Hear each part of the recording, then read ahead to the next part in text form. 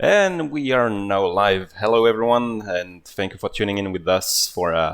It's been a long time since we've done a tea time, so it's a really good thing to be here. We've been working for the past 8 months, day and night, onto the new Armour system. We feel like now is a good time for us to show it to you. So as you can imagine, it is not final, but it's in a good enough stage to actually show it to you. So I am with Snazzy today. His webcam is actually not with him. And I'm also with Winter from QA, our QA lead. Say hello, Winter. Hello. Is he around? Oh, there he is. And I'm with Gunschlinger, one of our coders that joined us a few months back. And he was very involved with the Armour Overhaul system, so he will be with us tonight. So yeah, let's get right into it. Snazzy, do you want to go through the bullet points of the document so we can go and get started? Yeah. So we have a little bit of a list here of stuff that we're gonna go through, and we're gonna go through it like step by step and bring everyone through the entire overhaul, so everyone is on board about what's going to be happening, what we're going to be talking about, because there's a lot of stuff here to cover. There's several months worth of stuff that we need to cover, and as such, some of the stuff you're about to see is going to be work in progress.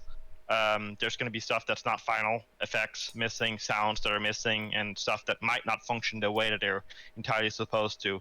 Yeah, we're definitely showcasing the systems and how it's going to behave, how it's behaving now. But yeah, visually speaking, the biggest offender that you are going to see during the live is the effects. We are working on them. So when you transition from one state to another state, maybe the effects is going to be missing and some small things. But the systems, I think, we are in a really good spot right now. Everything is working as intended. A few missing options on some of the gear, like the satchels and all, but yeah, overall it's we're really getting close. So tonight we are going to focus on the Sherman EZ8, the new tank that we have in PS. So let's just dive right into it. Yeah, so I think where we should start first is let's start with a general overview of the overhaul. I think one of the biggest questions that we get, and one of the biggest questions that we feel needs answered, is why would we spend so many months developing a new armor system? So, Romain, you want to go through just why we're doing this, or do you want me to do it? It's it's a combination of many issues. Is first of all, we were never satisfied with the level of realism our tanks had in the past. So when I say in the past, is what you basically have access to right now. Even though it's already fairly complex, it's also not as in depth as we would have liked it to be. But at the time when we were developing the game, we had limited fund, we had limited resource, limited time, and redoing vehicles, because we talk about it as an Armour Overhaul, but it really isn't an overhaul. It's a complete redo from the ground up. So we stripped everything. We had to re-rig every vehicle. So basically, we had to remake the whole thing. So overhaul is not we just tweak a few things under the hood and voila, we have new tanks. No, this is us recoding vehicles from scratch. So the reason of going from scratch is, one is obviously modding, so it gives us longevity and you guys can actually make your own vehicles. The old system, without going into too much detail, it was one skeleton for the chassis, and then it would be another skeleton on top for the turret, and another skeleton for the cannon, and another skeleton for the MG. All of this, in terms of resource, was insanely heavy. So instead of having one vehicle, it was the equivalent of having 5 or 6 vehicles put together. It was very hacky, and yeah, that's just how it was at the time. So we decided, we knew what it would mean, like redoing the vehicles. It's not a small task. We had to re-rig 35 vehicles, every single tanks, every single armored cars. We had to re-rig everything, redo the penetrations, all the armor values, all the cosmetic, because now you can shoot at the vehicle and some elements would fly off the vehicle. So yeah, it was a big task. It still is a big task. We're not yet done, but yeah, that was it's definitely huge. a bigger task than we initially anticipated it would be. But it was a Pandora's box. well worth, yeah. Because then we It's been started fun. redoing the vehicle, and then like, yeah, but how is this going to work with the old cars? And then we have to think of the UI, we had to think of the shells, we had to think of, yeah, it was way bigger than we anticipated. And then we wanted to go like, the more we were doing, the more we were trying to go more in depth and more in depth. And at some point We realized, yeah. yeah, At some point we realized that was too much. So it's actually contradictory, it's never too because much. we've actually cut a bunch of features that we wanted to do initially that we may look at doing another time. So the system that we're getting is actually a cut down system that It's the initial draft. compared to So the one we planned. but I mean, it's initial draft, but you will see in a minute, we will show you all the little features. It is already a massive step up, and we're really happy about that system. We're really getting away from gaming mechanics. It's we would not say it's a simulator per se, because I don't think that is doable in a realistic sense. But I think it is one of the most complex system, I would say, almost ever made for a tank game. So I don't want to get ahead of myself too much. I want you to be the judge of this. But yeah, in my opinion, it's a brilliant move forward. However, what it meant was, while doing the overhaul of every vehicle, the downside was we could not patch the game. It is so deep. It's so heavily involved in changing engine, like core code of the engine, of physics, of all of those simulation. We can't just patch an update for Hilsum or an update for Maginot, for instance. Like Maginot, I know a lot of you guys are really excited about that map. The thing is, we have literally broken the game, like broken every vehicle, so we can rebuild it. And even though Maginot is moving forward, the map looks absolutely amazing. It's really fun. We cannot release it yet, because if we release Maginot right now, that means there are no more vehicles in the entire game. Like, everything is removed. We need to remake all of those vehicles from scratch. So yeah, the map looks brilliant. It is not the same guy. The guy who's working on Maginot is obviously absolutely not involved in the vehicle. So we're not slowing down. We have maps, plural, almost ready to be delivered. It's just we're not there yet. The focus, we're still a small team. The focus is the vehicles, and then you will have Maginot into public playtesting soon after, and then you will have Foy that will go into public testing soon after, and then You can think of the armor and vehicle system, and compared to the updating status, is compared to the fact of building an interior of a building before you build the exterior of a building. You can't really. There's stuff missing. So if we were to patch now, there'd be vehicles missing, tanks wouldn't function. There'd be so many different problems that we first need to solve and make sure they work before we can actually patch the game.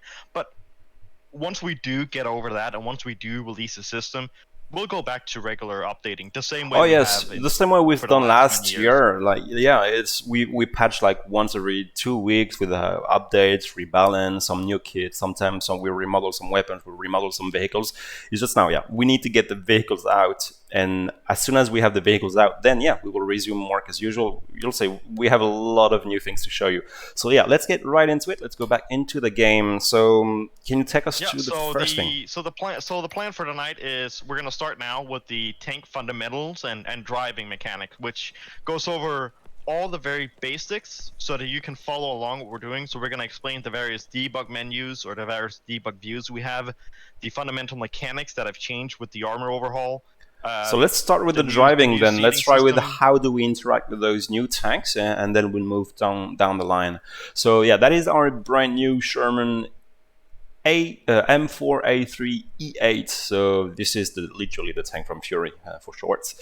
So as you can see, visually it looks stunning, and you can also notice, if you've played PS extensively, that we have gears attached to that tank, and that is cosmetic, but those cosmetic, on one, will look awesome, and two, they can be shot out and provide an extra layer of armor. Like those little tracks here, if you were to shoot an AP shell, they would compute a certain thickness of armor, and then they would be shot out, and then they would hit the armor collision, and then there would be like the whole internal damage system. And some of them are like really thick, like the tracks, it's a big chunk of armor, but some of them are like wooden crates, so this is just for show. So if an AP shell hit it, it's barely going to notice like a a wooden crate, so it would just destroy it, and then you would have that check that would look at the metal underneath. Some cosmetics also have a different function, like the wooden logs here on the side will actually stop you from attaching magnetic mines to the side of the tank. Or that would trigger a bazooka rocket as well. Yeah, but also if you have magnetic mines, you will not be able to attach it because of the it's wood. Wooden cosmetics on top of it. So you need to either destroy that first, or you need to put your magnetic mine in other places of the tank. So it does add a function at a level of gameplay to the. It's not just for show. Yeah. It has a practical use. The helmets are for show, the tarp is for show, and can still be shot out. But yes, some of the elements, they really make sense. Like we have tracks here in the front. That is another level of armor. So yeah, that is the first thing that, obviously jumped to your eyes. The next thing is, if you know the game, if you know the game, back in the day, you would just go anywhere on the tank, press F, and you'd get in. And that is no longer the case. So if I try to get in, there's like to enter a tank, climb on top and look down the hatch. So let's climb on the top. Yes. And now to get in the vehicle, I need to look at what seat I want to get in. So you will no longer have to get in order, like 1 is driver, 2 is gunner, 3 is bow gunner, 4 is commander. Now anyone can get in the tank simultaneously. And so we all get up here, if we can get 2 people up on the turret. Yeah, so here we have the hull gunner. And here you can be like the commander, and if you look up, you'll be the gunner. So basically, yeah, you can mount up a vehicle instantly, which is really good. The downside is, let's say you're being shot at, then you can't get in the driver's seat from here. You have to physically climb, and then you're exposed. And then you have to press F, get in, you see the hatch open, and now you're in. So that is a level of realism, and now to bail out of a tank, you have to think, should I get out now? Because if I'm on the fire, I have to climb again and go through the hatch. So it's a conscious decision you have to make. So that is the first thing we've done. The next thing we've done is, obviously you can see the UI, brand new. So at the bottom left of my screen, you can see my little clock. So it all works the same way as before. Then you have the chassis and you have the turret. So if someone rotates the turret left or right, do we have a gunner? Do we have a gunner? I am gunning. Yes, cool. So you see the turret is reacting. So it's a bit more obvious than the previous system. The previous system was more of a clock. So yeah, this system is a bit more, I would say, generic and easy to understand. We have a few details. We still have that little arrow telling you where you're looking at. So on the UI, you can see now a bunch of components. So let's start from the bottom. So we have left and right tracks. So this one is pretty obvious. Then above the left track, we have the transmission. So the transmission is a volume inside of the tank that is properly located to where the transmission would be in real life for each tank. So each tank has its real size from transmission placed in the right, in the physical place where it should be. So damaging the transmission, it is going to affect how many gears the gearbox is, how many gears you can shift up and down. So if you lose completely the transmission, then you can no longer gear up and down. You have to get out and fix that. Can you stop with the turret, please? Thank you very much. Then we have on the right side of the turret, of the transmission, we have the engine. So the engine, if you get damage to the engine, you can no longer drive at full speed. So it's basically limiting how much RPM you have at your disposal. And if you lose completely the engine, then you will have a black puffy smoke out of the engine bay. And there is also a fire chance. So we'll get to the fire in a second stage. On top of the engine, we have the fuel tanks. That they can also be on fire. Left of the fuel tank, we have the ammo racks. If there is a fire in the ammo racks, game over. Your tank is gonna go boom in any second. So if you see the ammo rack is on fire, bail out as quickly as you can and run away from the tank because it is going to explode. Above the ammo racks, we have the turret ring. It's those 2 little cog wheels with a turret on top. And right of the turret ring, we have the cannon. So you can also disable the cannon itself. So the color of those little components will change based on how damaged they are. So they go from yellow to red, and from red to dark gray. Dark gray being the component is heavily damaged. It needs to be repaired, and it cannot be operated at all until repaired. So yeah, that is it. And then on the right, we have RPM, we have kilometers per hour. We have the gearbox telling you what gear you're in. And under that, you have that little capsule. So this is the RPM. So let me turn my engine on.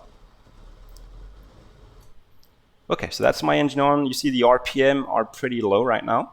And as I press W, I increase the throttle. So I can increase all the way up, and now I'm full throttle. Or I can double tap S and double tap W to go full power and no power. So now I'm full RPM. I'm going to press E to gear up. And here we go. So that is me at full speed in gear 1. Very useful to be with the infantry. If the infantry is running around, you don't have to tap W at random interval. Now you just stay in gear 1 and you can go with the infantry. You have a lot of handling capacity at that point because that vehicle is really nimble on gear 1. Then I can gear up to gear 2. I lose a bit of handling capacity on gear 2 and gear 3, 4. And I think this one is a gearbox with only 5 gears, so now gear number 5, and that is me at full speed.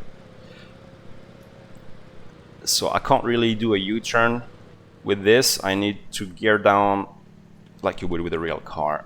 And now I get my handling back. There's also the little bit more of a controversial subject, which is our hit indicator, which gives you a relative idea of where you're getting shot from. Yeah.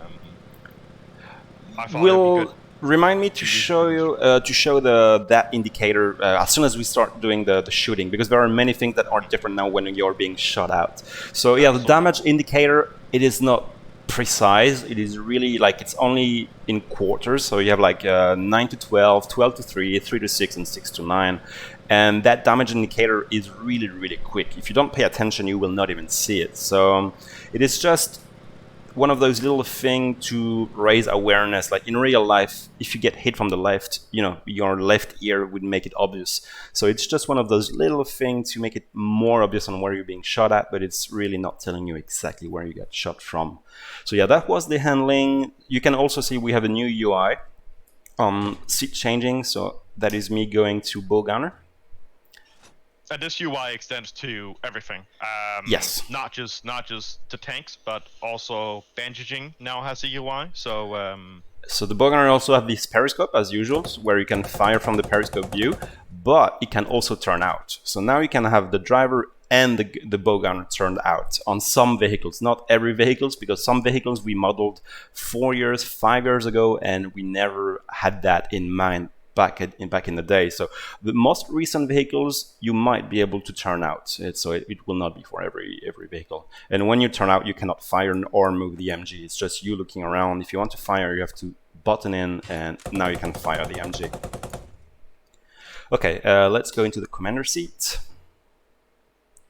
So same as before, we have the cupola. You can zoom in, zoom out. You can go to the other periscope, move the periscope around by pressing Control, and then you can turn out. But you can just sneak peek, just to be slightly exposed and look around.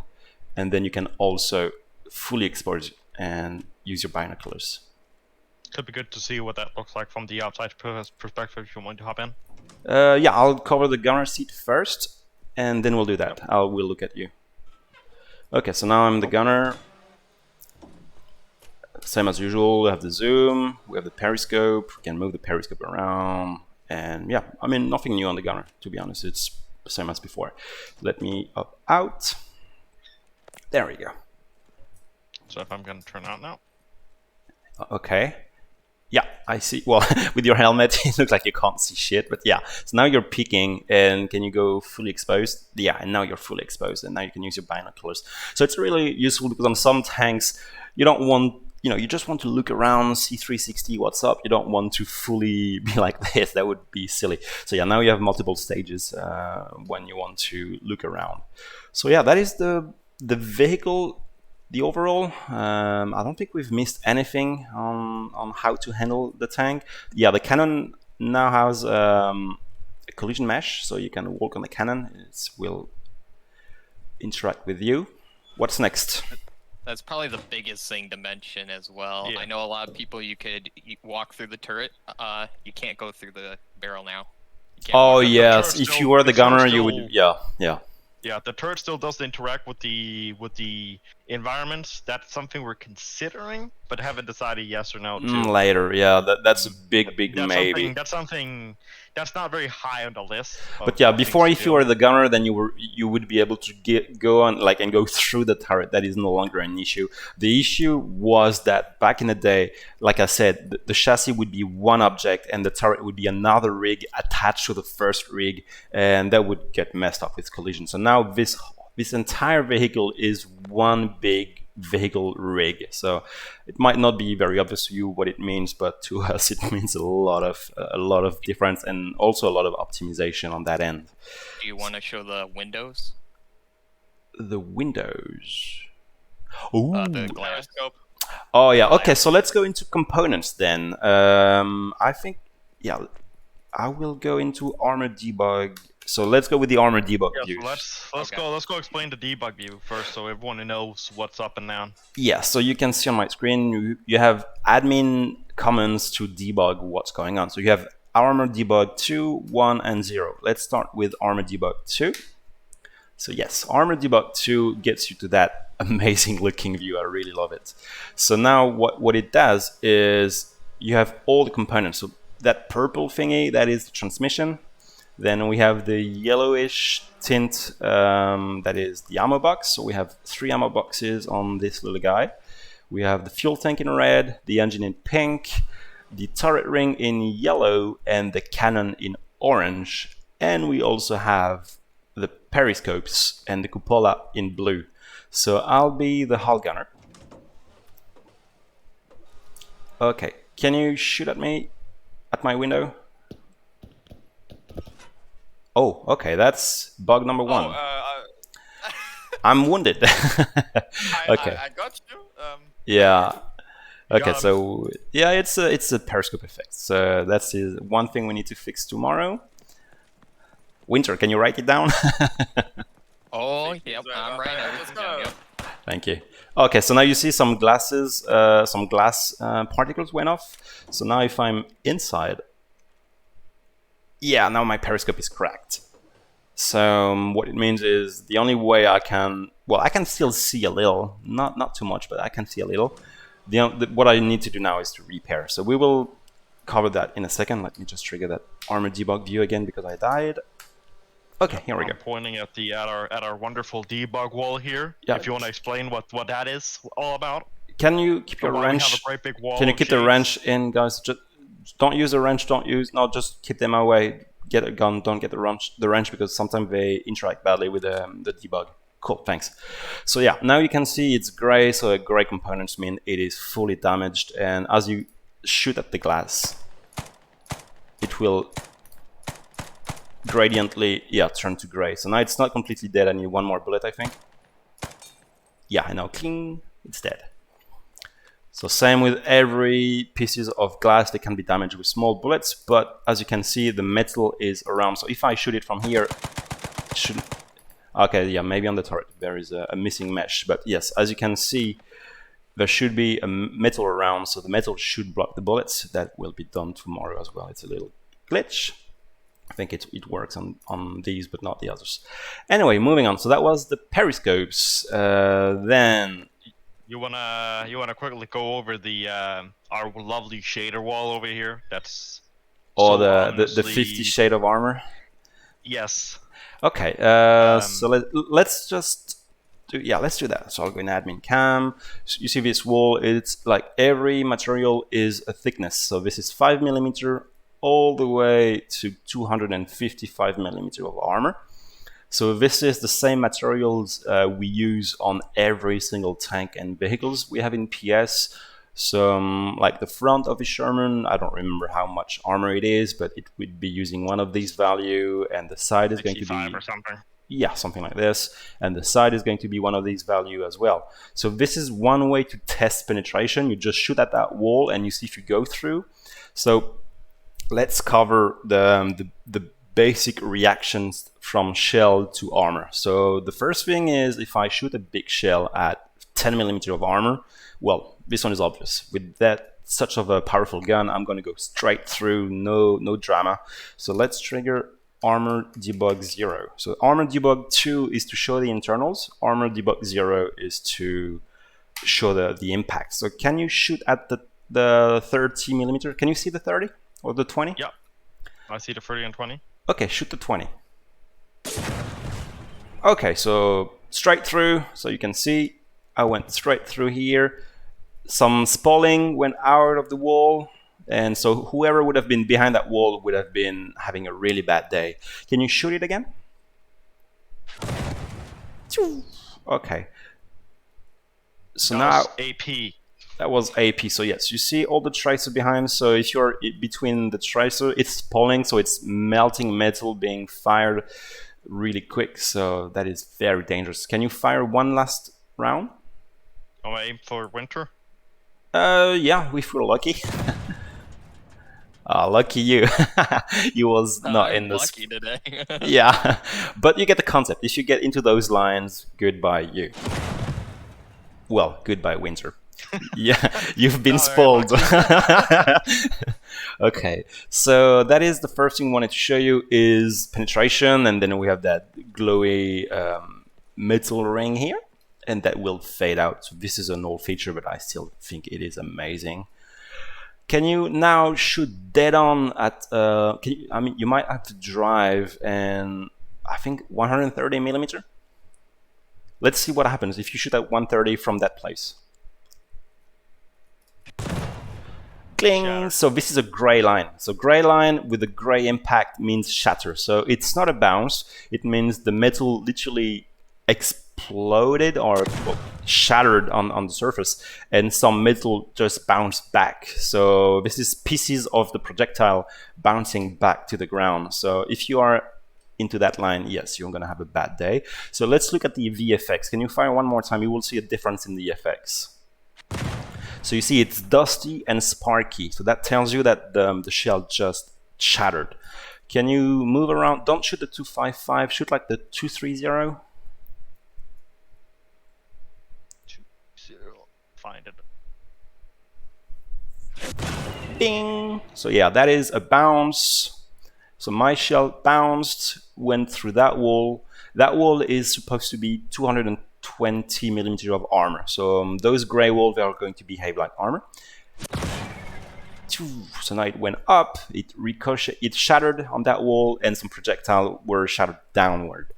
So yeah, that is really, I think we simulate up to, I don't even know how many bounds. Like I think you can, I would not say unlimited because at some point you're going to lose velocity. I think it's a couple of bounces. Yeah. Before your energy runs out. Do one more. All right. Okay, so this one bounced here and then straight to the ground. That is an AP shell. So these are the three outcomes of a shell. It is penetration, shattering, or ricochet, with each a different set of sound and VFX, visual effects. So that is for shooting at the wall. Should we get into actually shooting tanks? Sure.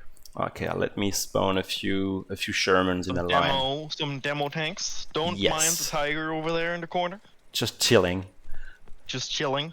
We'll get to the tiger in a few. A few things I want to show you today on the tiger, but yeah, the tiger is not yet there. We're still working on it. So admin Sherman, yes. Okay, so we're gonna have two Shermans from the side. One facing that way. Okay, then we are going to have one facing his rear. Front.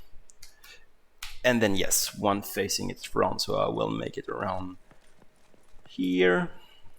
Yeah, let's go with this, looking dead on. Okay, so I'll be the gunner.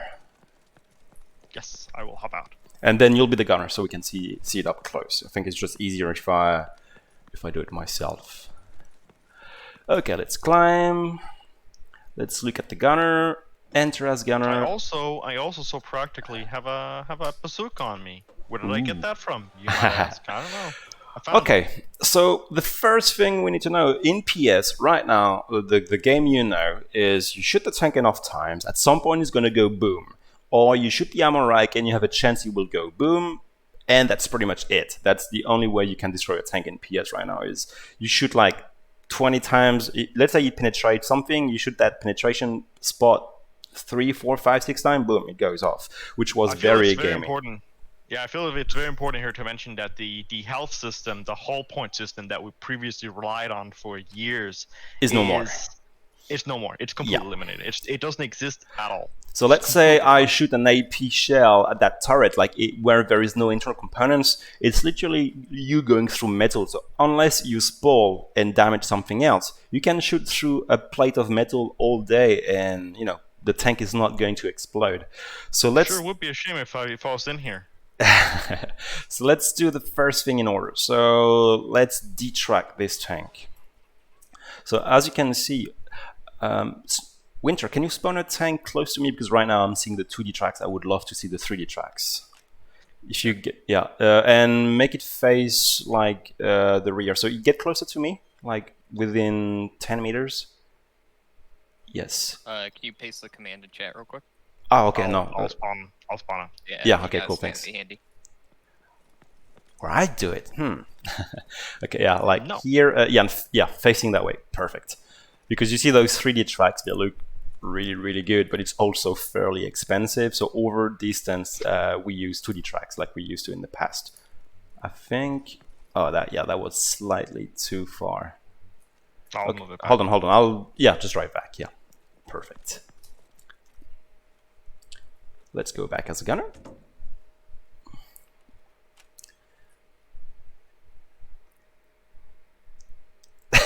Okay, perfect.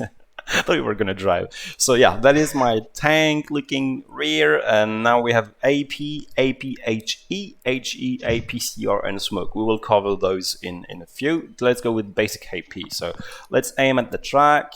I'm gonna aim a little bit on the right because the scope is on the right of my cannon. Ding. So green line penetration. That shell went through. And then it finished its course in the wall all the way there. It went through the idler, went through the suspension, went through the second suspension, and it bounced off into space. Yeah, into the wall at the end here. So now the track is dead. As you can see, we have some links and we have some dead tracks dead on. Let's do the other track. Okay, green, it means penetration. I think that the shell died inside. I don't see it bouncing anywhere. Yeah, I think it's shattered. I think it shattered into the ground. Yeah, so this is our tank fully detracked. So you see at the bottom left of my screen, we have track left and right. So now I think is a good time to talk about the 3 vitals component knockout. So what is it? So what it means is if you destroy 3 vital components, the tank is beyond repair. You cannot repair it on the field.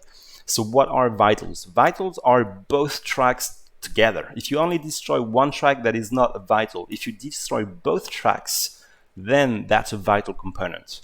Then the engine is a vital component, the turret ring is a vital component, and the cannon is a vital component, as well as the transmission.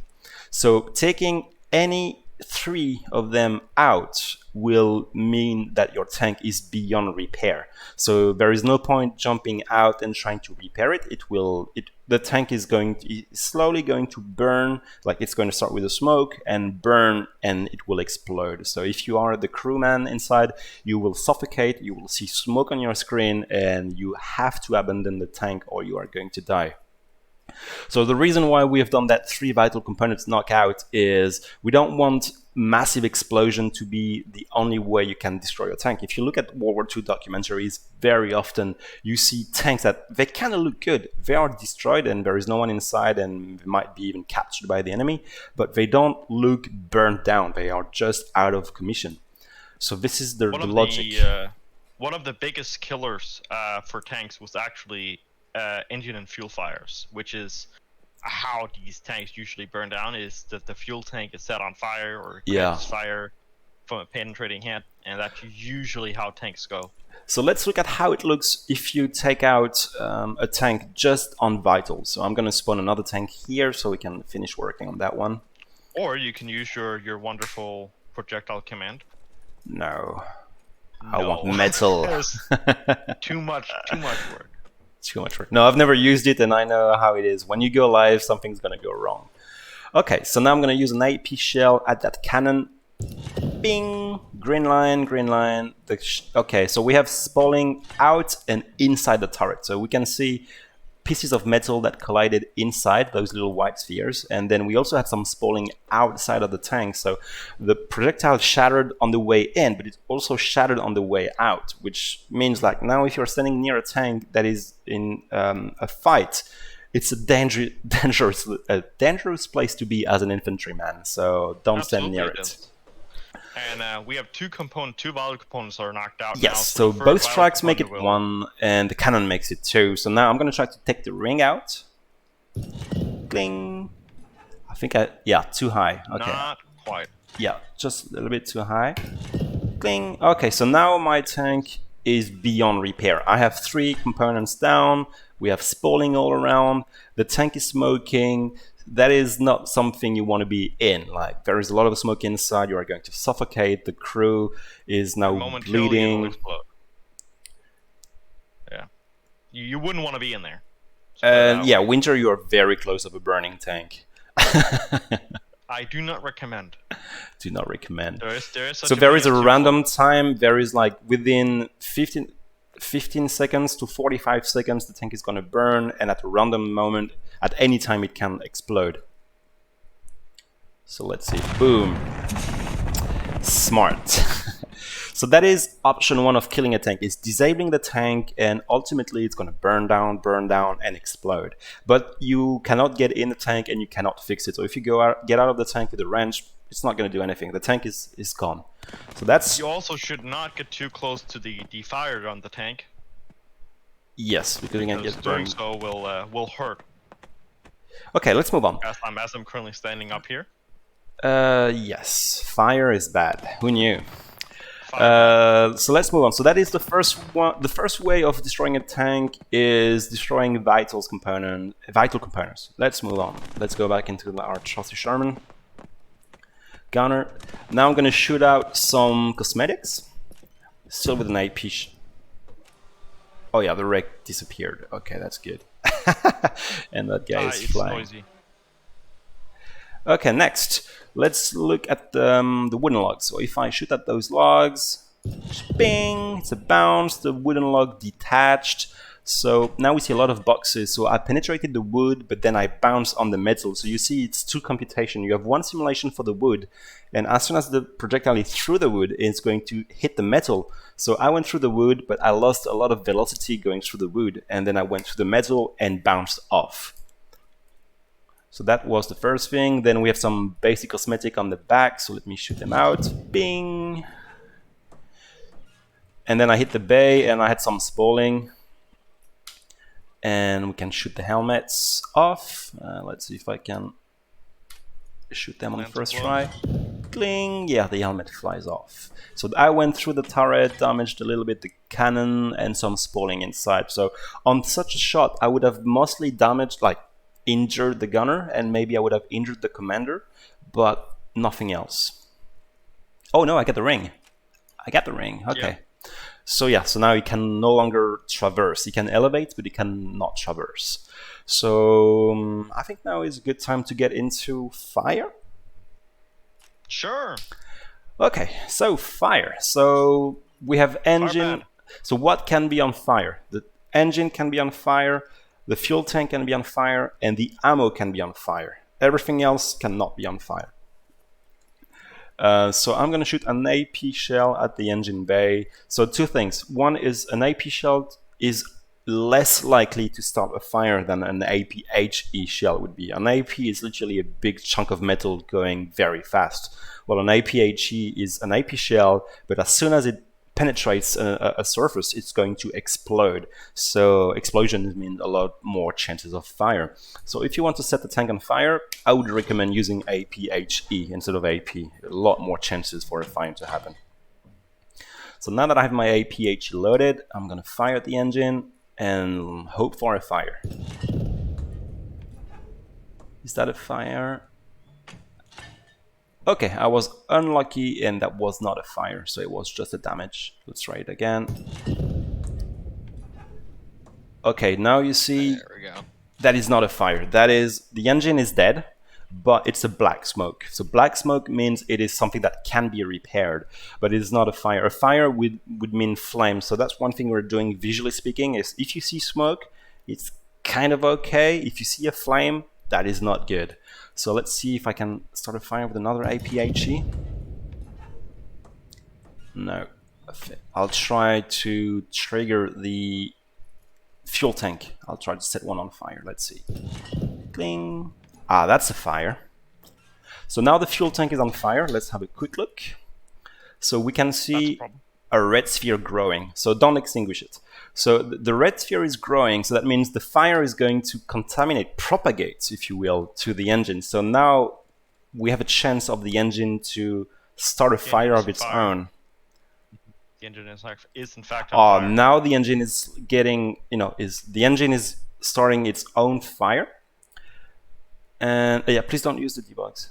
And then as soon as the sphere interacts with the ammo is going to heat up, like it's going to get super, super hot. And over time, the ammo is going to be so hot that it's going to start its own fire. Now we can see the ammo rack is on fire, and the second fuel tank is also on fire. So the tank is now very dead.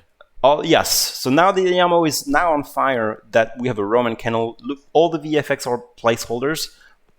And now there's a massive amount of fire. Everyone in the tank is dead. And boom! The tank just literally explode. So that is a second way of killing a tank. It's just setting a little fire.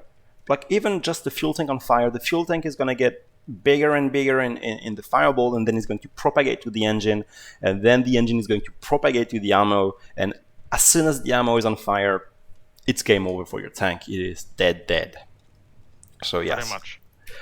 That it was looks amazing though, even if it's not on, even if it's not finished. We're not done. Yes, that is. It looks great. Tonight we demonstrate the capabilities of our system, how it works, and how we can disable them. So that was option number one. So right now we had the chance where the turret explodes, and flies off because there is so much pressure in that tank, and a turret is literally dropped on a tank. It's not fixed. So that's one thing. But then when you had that Roman candle, that big fire going up, it can also lose pressure, the fire will die down, and the tank will remain on fire, but it will not explode the way it exploded here.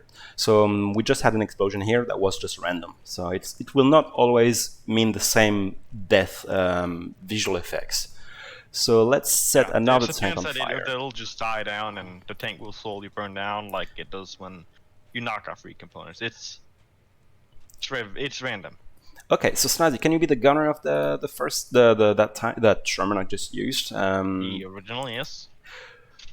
Absolutely.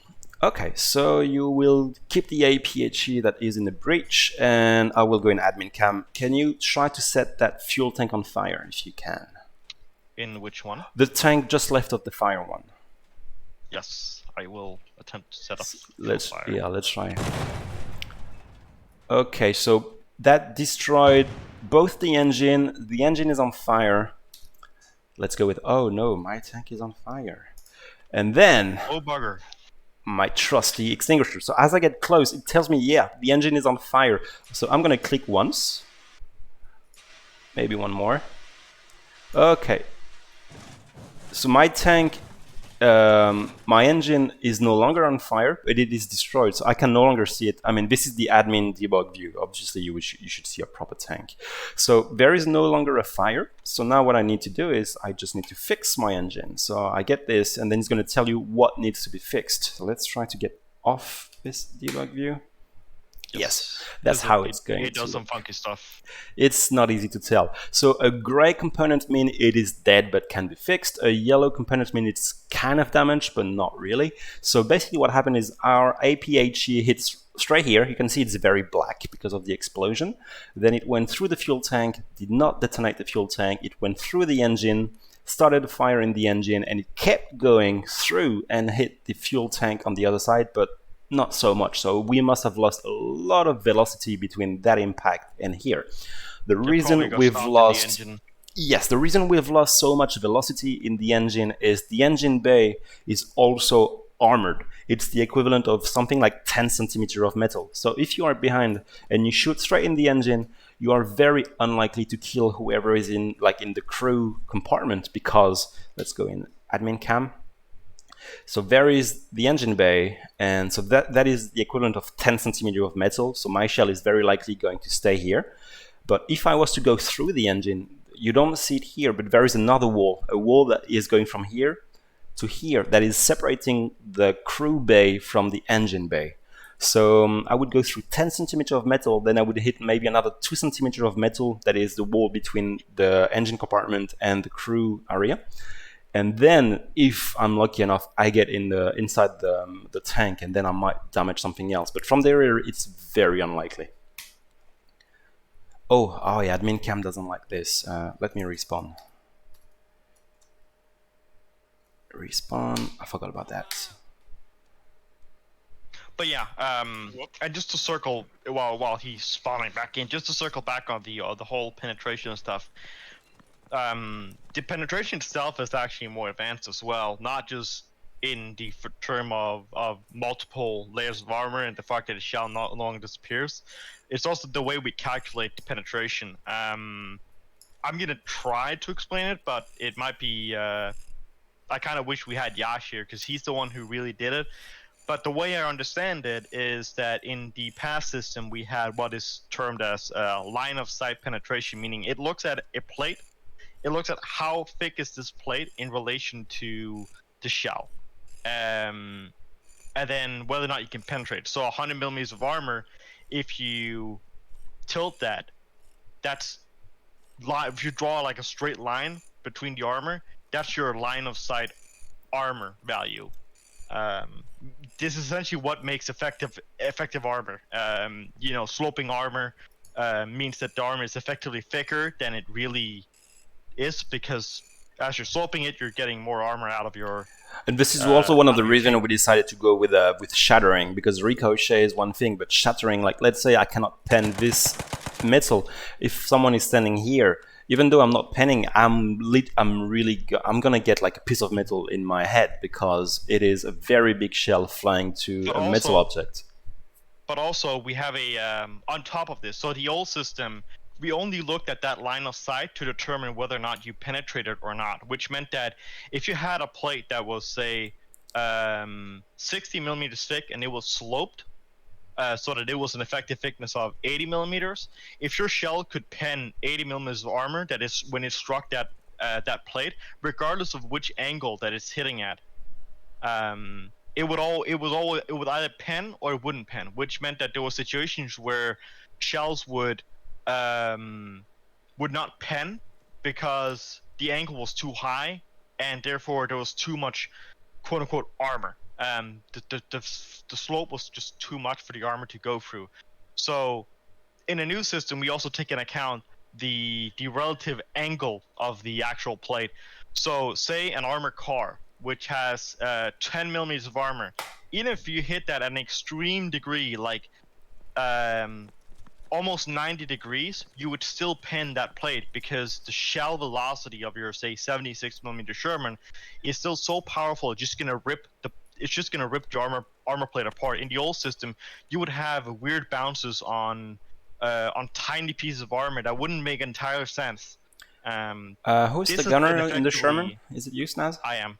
Yes. Okay, can you switch to commander? I want to get in as gunner. Absolutely.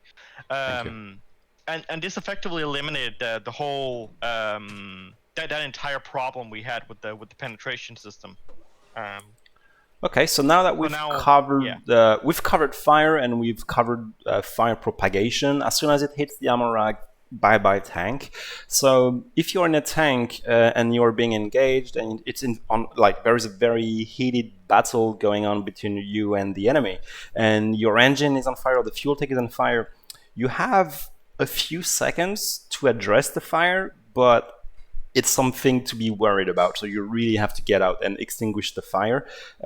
You will know how bad the fire is by looking at the UI. So at the bottom left, you will see the engine is on fire, and you have like a little fire icon. That fire icon with pulse up, it will get bigger and bigger and bigger, and then you will see that it will maybe move to the fuel tank, and then you might see. Should I start a fire? Yeah, try to set my fuel tank or my engine on fire. Yes. I will load an APHE into my magical 1911. See if I can start. And if you look at the bottom left, you can see that. Okay, let's go with the fire. So you see I have a little flaming. So my engine is on fire. Oh, my engine is really on fire. So it turned red. And yes, I think that is not good. Is my ammo on fire? No. Not yet, Not okay. Your tank has been put out. That's why, because I was saying, yeah, I'm no longer on fire, so someone extinguished it. Okay, cool. Thank you, guys. So just we wouldn't want you dying in the tank. No, that is very thoughtful of you. Thank you. So now you can see that my yellow icon is becoming brighter and brighter. Someone must have been fixing my engine. Can you shoot at me? Can you shoot at me from an angle with an AP round so it doesn't pen? Absolutely. So you will hold on. Yeah, before you shoot, for the viewer, look at the bottom left of my screen. Look at the clock indicator, and you will see the damage indicator. Go for it. All right. Cling. So I've been shot from the back, from the rear, at something between 9 and 6 o'clock. Is that correct? Technically, it was from the front, but I think it's because it struck your armor twice. Ooh, okay. Try it again in the turret or somewhere where it's going to bounce for sure. I'll try again on the side here. Mm-hmm. Okay, so the indicator is off because now it says it was from 9 to 12. Okay, so we have to look into it, but at least you can see the reaction to the indicator. So it's really quick. It goes very quick. So if you're not paying attention, you're not going to see it. And you may have noticed as well there is a cam shake. So can you shoot again?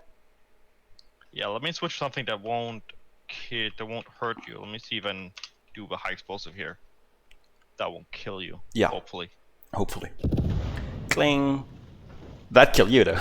So you can see I get like a vignetting effects, and I'm getting some shakes. So every time you get hit by a shell, it will be like a very. It's a big shock for the crew. So you can see like do it again, bang. So. And the shake in the camera and the way I move in relationship to my periscope is also based on where I get hit from. So if I get hit from my right side, my camera is going to go left and right, left and right. If I get hit from the front, my camera is going to go back and front, back and front. So that is also a good way to understand where you get shot from, is how your player is going to react to that bounce or to that hit. So here, yeah, I got shot from the right because my camera moved left. Can you do it one more time? Yes, I'm going to shoot you from it again. Ding! So now I know, okay, I must have been shot like this because I felt like it came from the right, which is correct. Okay, let's move on. So we've covered fire, we've covered impacts. Let's try to armor rack that guy. So the armor rack is literally what the star is. So let's go with APHE. Beam, okay, ding. So I went through, the ammo is on fire, so I know if the ammo is on fire, it's playing the wrong effects. It should be a white smoke coming from every hatchet and from the barrel.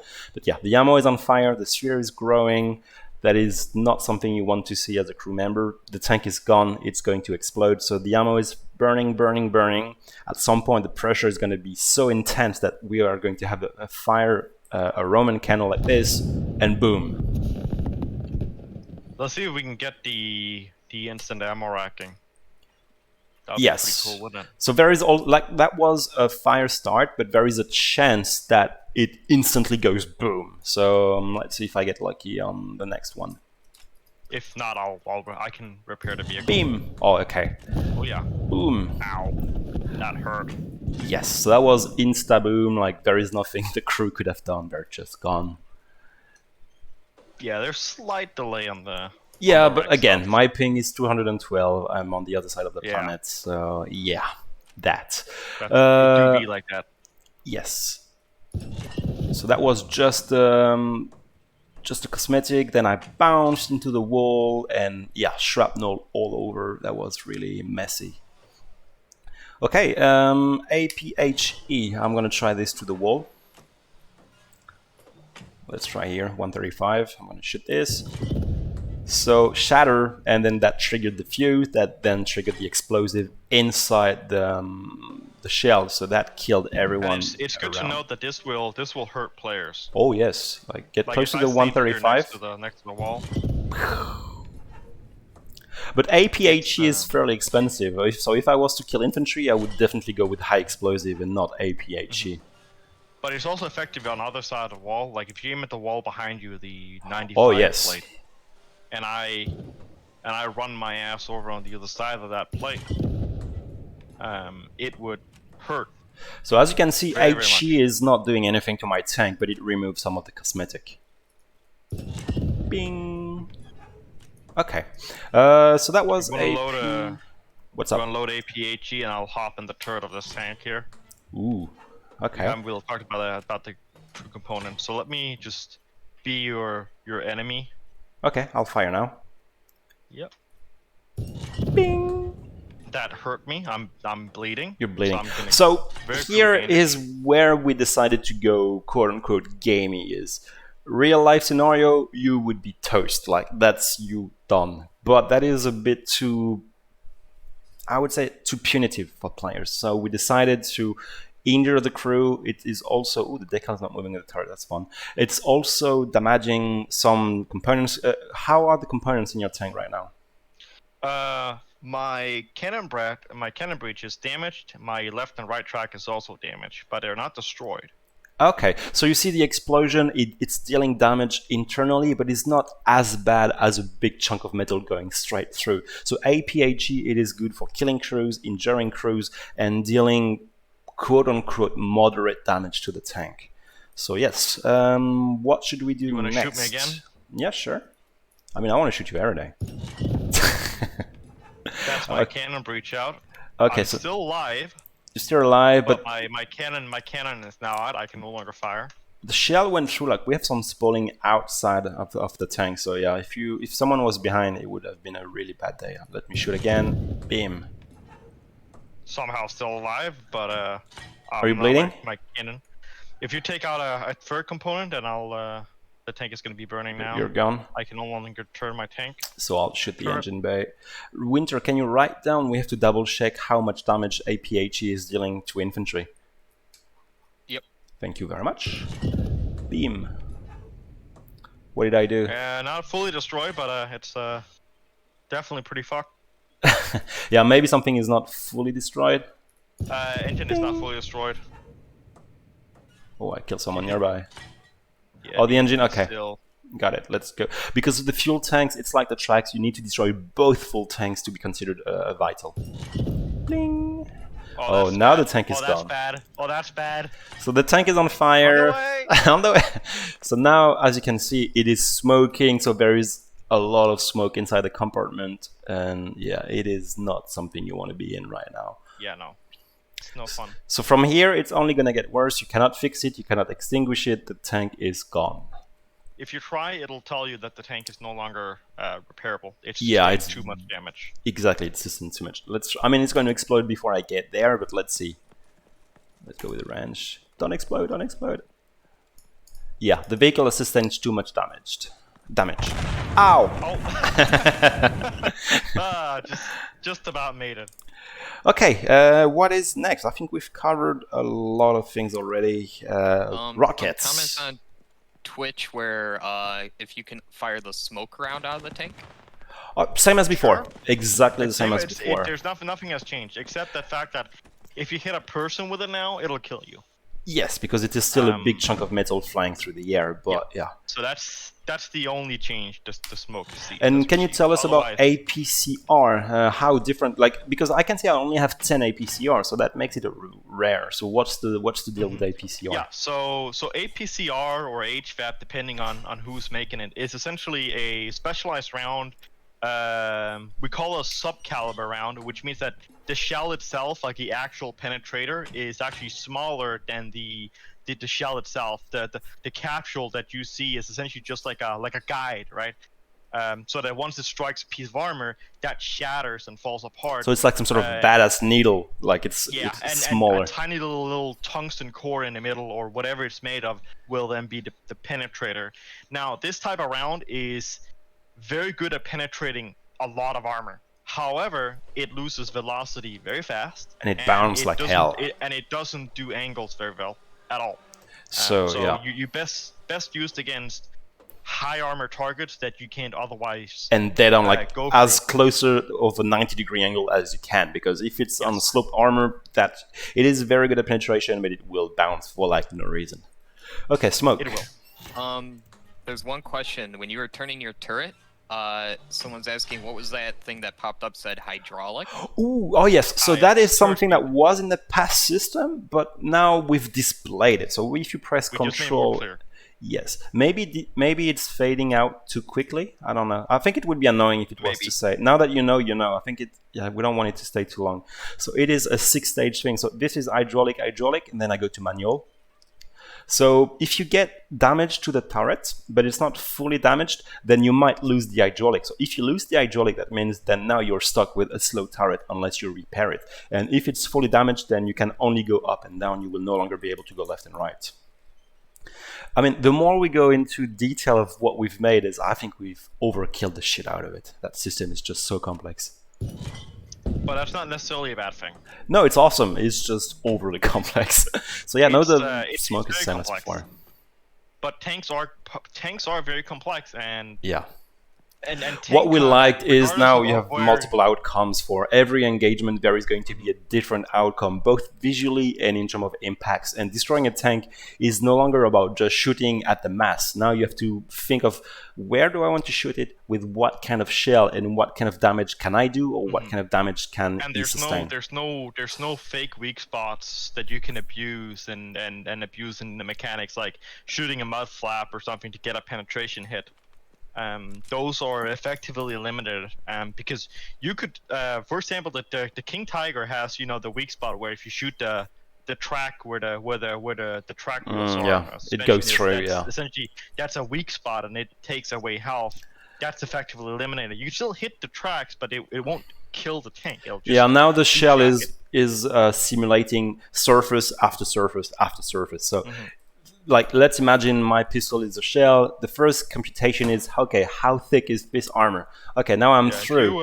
Then what is behind? Okay, is there a crew? Okay, but then there is another wall. There is this wall. Can I still go through that wall? Yes or no? If yes, then I'm going to keep going. If you look behind you, I'll spawn a Sherman on the other side of the 90mm plate behind you. If you load an AP shell... Oh, that's a little bit... I don't see you. Are you in admin cam? Yes, it's on the. On the other side. On the other side of that 90mm plate. Just for testing. Did you make a Sherman sandwich? Don't worry about it. It's 85mm, so hold on. Let's do it differently. Let's make it a bit. Can you make it like 2 meters from the wall? Sure, but we need to do it at a plate that's a little bit. Thinner. Like, let's go with 20. Let's go with 40. 40mm. Yeah, so that way I can spawn a tank dead on. I shall attempt to place this correctly. I might need a gunner for this. So, Robert, do you mind being the gunner of that Sherman? Not entirely good. I'm on my way. Okay, so I am going to trigger Armor Debug 2. Yes, so now we can see components. And so disregard the thickness of this wall. Imagine this wall as thick as the number here. So it is super thick. Just disregard that. Just imagine it is 4 cm wide. Yeah, I will just quickly move this tank ever so slightly in position. There we go. Now it should be... Yeah, it's dead on. So can you shoot an AP shell like where the body of the Sherman would be? It's right behind the 40. Cling. Okay, so what happened? So we had a pen, it went straight through. It went through the turret, through the track, the suspension. It deflected. And then the shrapnel, or like it deflected down, and while it was going down, it hit the track on the other side. So that was a very good shot, actually. It's well worth to note that when you penetrate a piece of armor, the shell will deflect and deviate slightly from its original path. It won't go completely straight. So if you shoot from multiple pieces of wall, say a building, your shell might not even hit what you're intending to hit on the other side, because it's going to go bing, bing, bing, bing, bing, like a ping pong. So yeah, disregard this black thing, because it did not get out of that location. So what happened is it went in here, it deflected down. As it went down, it hit that little wheel. So the wheel and the suspension, they are counted as tracks. So it detracked the first, exploded, deviated even lower, hit that second wheel, and beam. Here we go. Can you do another shot with slow-mo one? Let's see. Admin. It should be okay. I've never tried it. Let's see. I've tried it a couple of times. Do the exact same location, and the reason is we want to see the deflection. Yeah, go for it. Okay. Ding. Okay. Okay, hold on. So now I went straight through here, finished my course in the wheel, penetrated the wheel. So we have shrapnel spalling from the first wall. Those are the white line with the white spheres. Then I went through here, I penetrated the wheels, then I went through the hull, penetrated inside, and then I bounced. And as I bounced, I had some spalling and it came out the other side. Yes. And it went through the wheel and stopped in the wheel, exactly. It actually went through the wheel twice. Twice, yes. So it went through the first wheel and the second wheel. And then it stopped. Okay, send one more. Okay, so this one deviated way high. So it went through the turret, impact, and it shattered as it passed through the turret. And deal some damage to the turret and whoever would have been inside. So we may have dealt damage to the ring. No, the ring is fine. Would probably have been fucked. Yeah, Commander is not having a good day right now. So you see, without moving the turret of the other Sherman, the outcome of the impact is completely random. Well, it would like random within a tolerance. Obviously, it's not going to fly back at you. Yeah, no. You want to shoot again? Yeah, I mean, I could do that all day. I just might. So this one straight through, spalling, it hits the side of the chassis, it's going through, then spalling. So and then it actually stopped in the ammo rack on the other side. Yes, yeah. So some damage to the ammo rack, not enough to start a fire.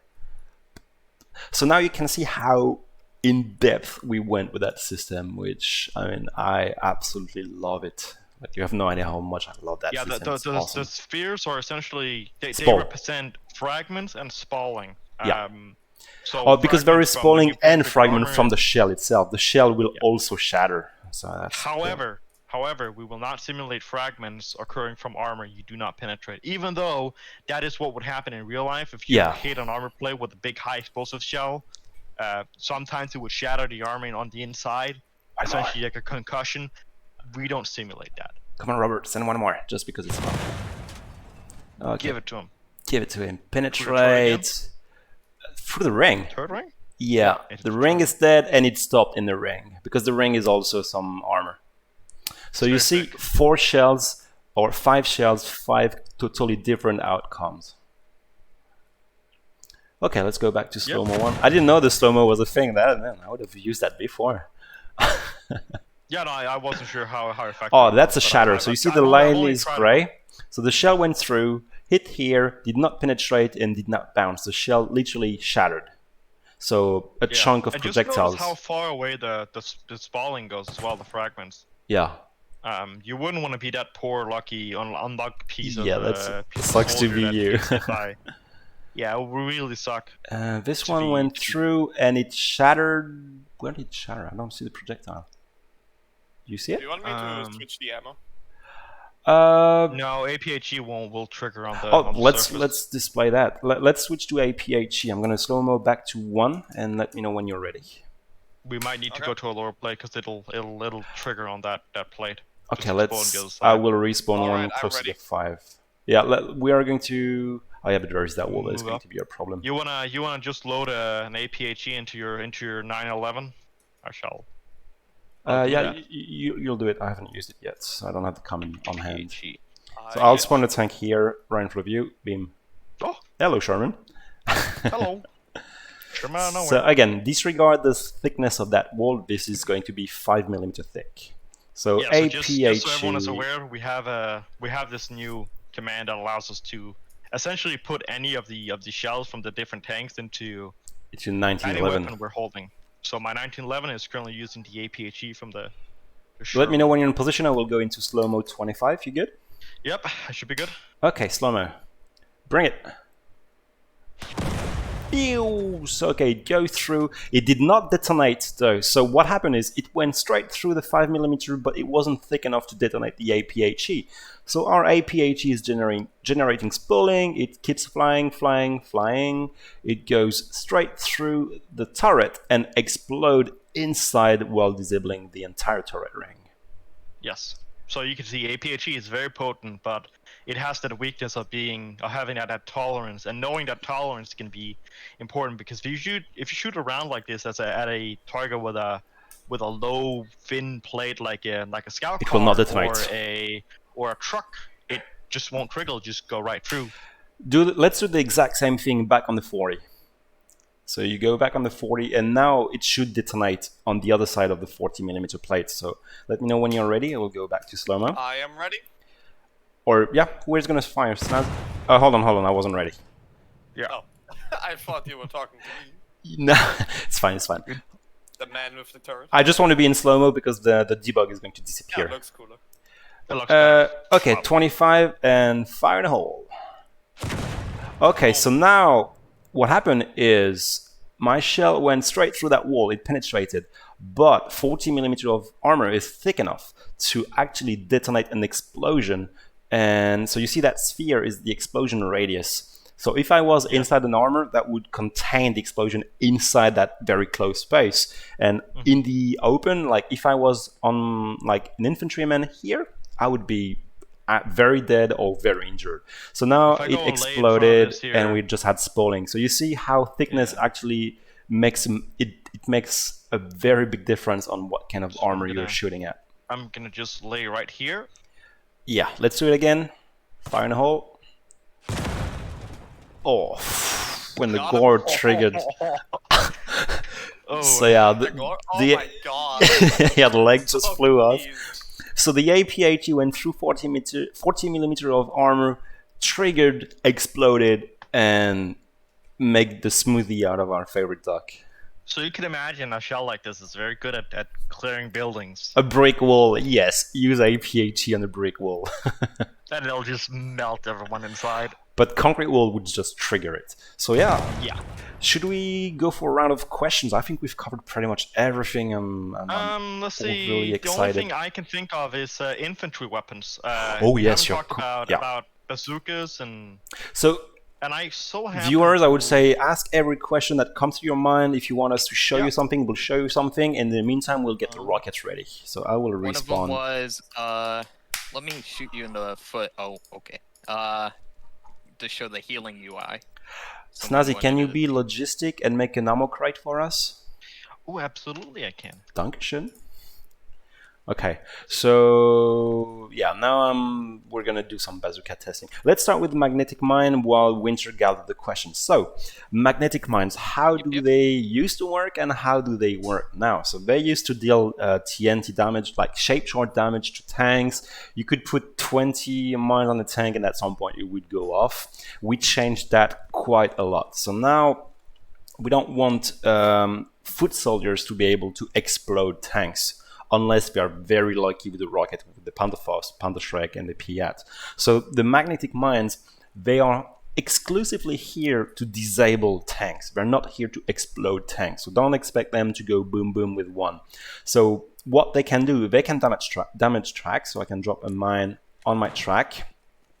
And basically what a shape charge is doing is when it explodes, it's going to trace a line of plasma inside. You will see that line in the debug. Bim. Okay, so the track should have gone off. It didn't. That's a bug. So a line should go through the damage, through the turret. Yeah, maybe it's just damage. So what it's doing, it's exploding here, and then it's tracing a line. So there is no spalling or cone damage inside. So yeah, but that should definitely have gone off. Let me rearm. Try again. It's damaged? I'll find out for you. Yeah, maybe it was just bad luck. I don't know. Let's see. It was working last week. And that is going to deal damage. No, it didn't do anything. Okay, so that might be a bug. Let's see if it works this time. So it's going to do a grenade explosion on the outside and a line on the inside. Okay, so that's definitely a bug. Winter, if you want to keep track of that one. Yeah. It was working the other day. So that is one thing. You could destroy tracks like this. And so yeah, grenade on the outside, grenade damage kind of on the outside, and a line on the inside. So now I'm going to do this here. Okay, so what it's going to do is going to explode, and it's going to generate a line on the inside. Not a very powerful line. It's like a plasma beam, sort of. Okay, so it exploded, and it damaged my engine. It cannot damage the fuel tank, it cannot damage the gun. It will only damage the engine, the transmission, the tracks, and the turret ring. Everything else is not damaged by the magnetic It does actually lines. damage the barrel if you put it on the barrel. Oh yeah? Oh shit, I didn't know that. Let's try. The Gem Bomb does not, however. Yeah, let's do that. But, let's try. But yeah, the you track hop up- one is hop a up little on it. bug. Yeah, if you hop up on it and place it on the barrel. On area. barrel, okay, let's see. Oh shit, I didn't know that was possible. Awesome. Okay, let's see. We're finding our all the new stuff as well. Find new ways to kill tanks. Oh yeah, shit, that's cool. So yeah, let's say you cannot destroy a tank, just disable it, and now it's useless, and the crew needs to get out and physically repair it. So no, that's great. Now you can't shoot back. No, you can't shoot back. Well, you see how like 1 mg, 2 mg, but yes. So you can imagine, you know, tracking a tank and then climb up on the turret and putting one of these on the gun. So yeah, no matter the size, you can just disable it. So that was the first thing to show. Then the second thing to show is rockets. So rockets, it's a big chunk of metal, and it's behaving a bit like the APC, the HVAP you talked about. So rocket launchers, rockets are very, very, very bouncy. Like if you are not within a 30-degree cone of the surface, you're just gonna bounce. So now I'm gonna be dead on. Okay, so going like this, penetrate, and then it would have exploded on the other side, just like an APHE would. Which it actually did. It actually hit the tank on the other side. It did. Shit. I Let's see. forgot about that. Oh yeah, we had. Okay, sorry, poor tank. So that's the thing. Now let's go like with a small angle. It's not a big one, but it still is too much. So that should bounce. Ding. Oh, and it and it landed over there. So yes, and you see that I wasn't really angled. That was just like, I don't know. That's 20 degrees. So it's 15 degrees up, 15 degrees down, and yeah. So let's go and rearm. More ammo. More. And there's also it's super bouncy if you don't hit correctly. It also doesn't like all the objects that we have now so happily put on the outside of the tank. I mean, let's say you're in the rush, you have your bazooka, and a Sherman comes at you. Well, let's imagine it's not a Sherman. Let's imagine it's... Before you go to that, Breeze, one of them, if you want to go to the tank with the logs behind you, one of the questions is, what is the effect of a Panzerfaust or bazooka on logs? On the logs. Yes, so hopefully, yes, it is going to detonate it, and that's the whole thing. The whole reason why we have cosmetic elements on some tanks is, let's hope I'm not going to fuck up my ding. I went too high. Just high, just a little high. Yeah. Okay. Did I do anything? If you can be a little bit closer. Just so you see, it's just a line. So I didn't hit anything. I would have killed someone, but okay, a bit too high. Hurt them, yeah. Let's go a bit lower then. Yeah. Oh yeah, I was. Yeah, it's 100 meter sighting. Okay, let's do this. Ding! So the wood is down, and did I go through? I don't think I did. Nope. Nope. No. You see? Stopped. Penetration, check, explosion. It's not getting in because it triggered my rocket, which is awesome. But if you were to shoot it now, it would then. Yeah, it would go through. So side skirts, wooden logs, tracks, they will detonate your shell. However, the wooden crates at the back, they would be useless. The front of the Sherman will also bounce your shell, actually. I think it would. Yeah, let's see. Let's see if I'm dead, like dead 90 on. degrees. Yeah, let's see. I'm not gonna hit that track. I'm gonna be flying. above the track. Oh shit! I didn't reload. Click. Okay, let's see. I'm gonna aim at the track, but it's gonna aim right here. Let's see. Ding! Oh, that look. Oh, look at that! It's gonna come. It's gonna come down on someone. Let's try to find that. I don't think it will. I think it flies for too long. No, I think it's gonna go down, or maybe it's gonna be off map. But I'm pretty sure it's simulated. The shell disappears after X amount of time. It can't fly forever. You think so? Yeah, I know I'm it sad. does. Oh shit. It's very unfortunate. I love it though. on a shallow. Yeah, you ruined my day. Yeah, I was having fun. On a shallow angle, you can definitely. Let's see. bounce it I'm gonna and try this use one. it Like, as mortar. ding. Hi. No, it's still going. Okay, yeah. I just saw it disappear. But if it was bouncing lower, then it would keep going and hit someone else. That would be so much fun. It can if you hit a shallow angle. One more question then. Yes. As we just saw the Hawkins mine a little bit ago, is there going to be something around the Pioneer and the Satchel Charge? Going back to that. Yes. Can you reiterate. Okay, so the Satchel Charge I cannot show you right now because I think the bug on the track is the same bug, the Satchel Charge. So I'm just going to explain what happens. I can show the sapper. Yeah, but let's not use it. Let's not use it because it might be buggy. We're still working with the same problem we had. So if you drop a TNT, let's say around here, it will damage one of the tracks, not both because this is overkill. We just wanted to damage one track at a time, the closest to the explosion. And then if you're really lucky and the explosion is really big, you might give some damage to the transmission or you might give damage to the engine. One or the other, you cannot damage both at once. So it's one of the two tracks and one of the two vital components being transmission or engine. That's what you do. But you do not explode tanks with TNT. You just disable tanks. And the Gamma Bomb will, as far as I know, only damage the tracks and external components. Yes, I think you're correct. They do currently. So if I just yeet this at this here Sherman. Boom! Oh, that was lucky. There goes the track. The and tracks, your shell, the ammo is on bazooka fire. Oh no, my tank is on the fire. tank was on fire. Oh bugger. So now it's going up, up, up, up, and then when the pressure is going to be too much, then like this, and you see. I can fix this. No, you can't. No! So yeah, that is that. What else do we have? Well, another question we have here is, you spoke about satchels. What about AT mines? Is it going to be the same type of effect, or are they going to be more damaging as it's So AT mines, if you drive on one, it's going to take the track you use to drive on off. And very similarly to the TNT, it might damage the engine, and it might damage the transmission, one or the other. So the AT mine is here to immobilize. It is not here to destroy the vehicle. Yeah, let's try. Do you have one? Let me go grab the AT here. Can Well, we get a he's doing volunteer? that. Volunteer Sherman? Well, he's doing that. One question is, how many tanks currently have been upgraded to the new system and are ready for the update? So, technically speaking, making more tanks is time, but it's not very complex. Making the system, because it took us 8 months to get the Sherman, that is going to take us 8 months to get another tank. Making the core system was already a bitch. Hold on. Oh.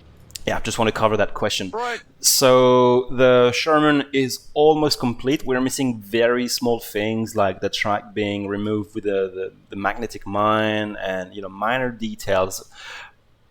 So the Sherman is I would say 95% finished. The Tiger over there is 75% finished, and we are now making every other tanks 3D wise. So it means re-rigging. The rigging is done, so every tank is rigged, but we have to remake every collision mesh. We have to make every cosmetic elements. We have to make every ammo box, engine, fuel tanks, turret rings, cannon mesh, etc., etc. So this is almost done, and then we have to implement all of this into the engine. So we estimate that it takes us between 1 and 3 days per tank to convert, and we have, I don't even remember how many tanks to go, like 20. That's being on the light side too. Yeah. Because we haven't taken into account bug fixing and yeah, testing. And testing. So yeah, drive forward now.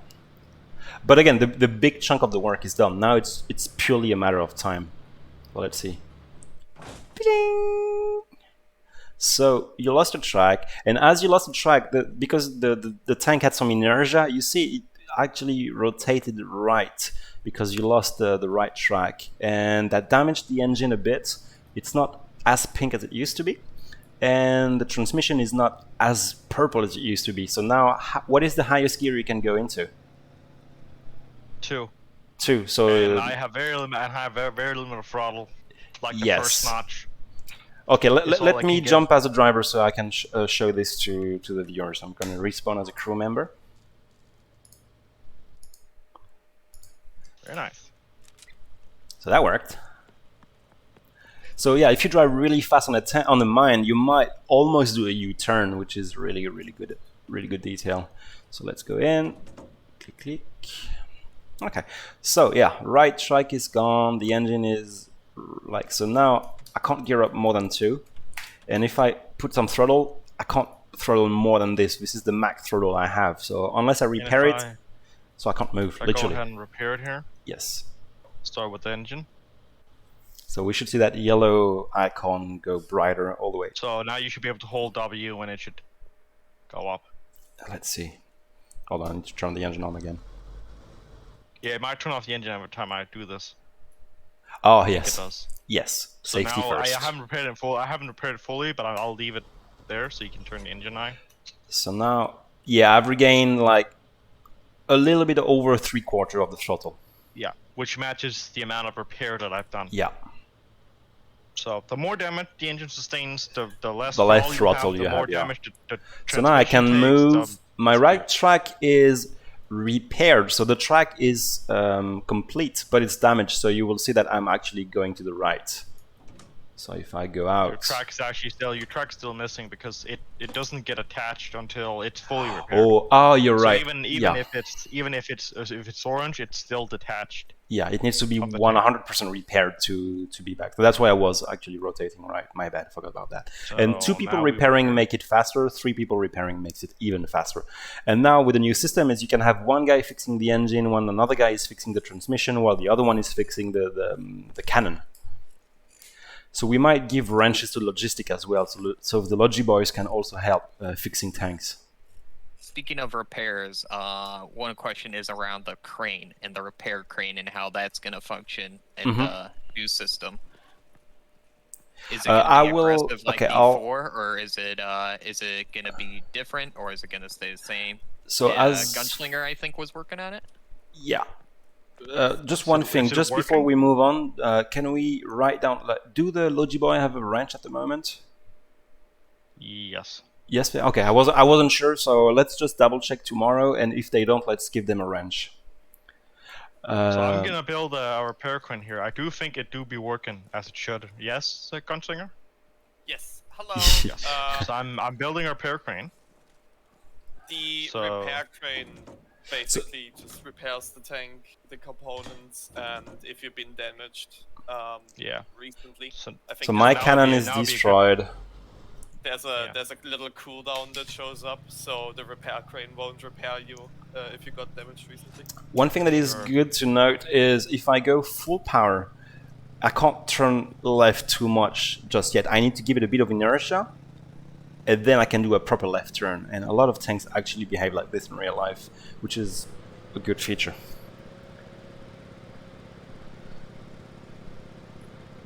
Then you can see how the track behave when you go left and right. They literally brake while the other one is overtaking that movement. Yeah. So I'm repairing with the new UI. I'll damage your track. Is that okay? Yeah. Ow. So now I need to wait because I was damaged while I was inside a repair station, so I can't abuse the system. Now I have to wait 90 seconds before my tank can actually be repaired. So being damaged on the field inside a repair station is actually not a good idea. You cannot exploit that system. So we've definitely heard all the complaints about people sitting in a repair station and having infinite That's gone. heals. That is gone. You can see there's a timer. Not going to happen. Yeah. And this, I believe this even works on glancing blows. Yes? Ow. Ow? No, I just got scared. One of the components. Did it reset that? Yes, you did reset it, but I think my truck is being fixed. So, like right now, I should not be able to repair, but I'm repairing. So, Gunslinger, that might be one for you. Or maybe it's because I've made always valid placement. Maybe it's one of the admin comment that is overriding it. Could be. To check in the live game. Could be investigated. Yeah, to check in the live game, but you've seen the UI, and that takes us to the next step, UI. So we have revamped a lot of the interaction. So let me respawn as a Logi boy. So I'm going to create a Logi section. I'm going to be squad leader. Yeah, logistic and CO. Here we go.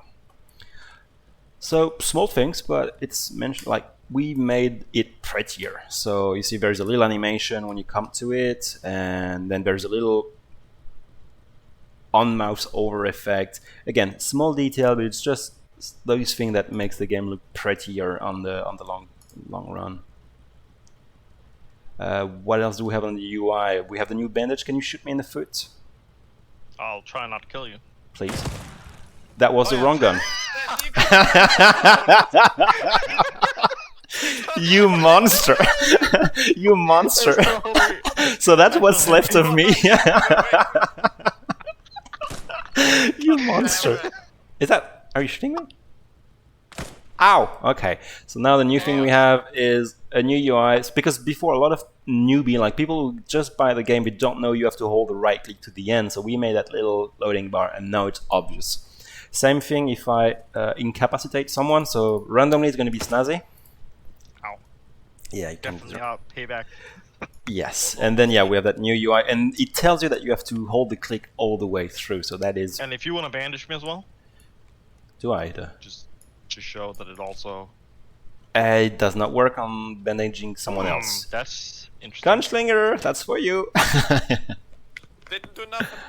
So yeah, we're missing the UI when you heal someone else, but that is not you. Okay, Winter, do we have any questions? Yes, let's go through the questions. One of them was, when you shot all your ammo, does the ammo hitbox disappear then once you're out of ammo? Yes.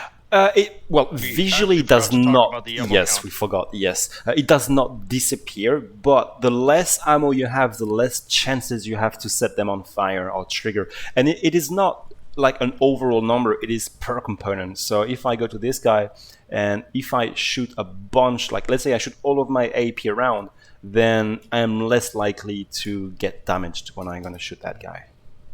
And if the ammo rack is completely empty, the tank will no longer get the specific ammo rack. So if I've shot out all my ammo and the entire tank, the tank can no longer be ammo racked at all. Yes, at all. Yes, that is just gone. Okay, next question. Will we have access to the armor test ground so that we can test these types of mechanics that are currently Yes. This level will come in the game. We don't know how it's going to behave in local, though. This is like a dedicated server that we are having right now. We will test in local, and again, I think it's best, if, as usual, if the community hosts their own maps. Maybe you have like your own training server. But yes, this map will be available.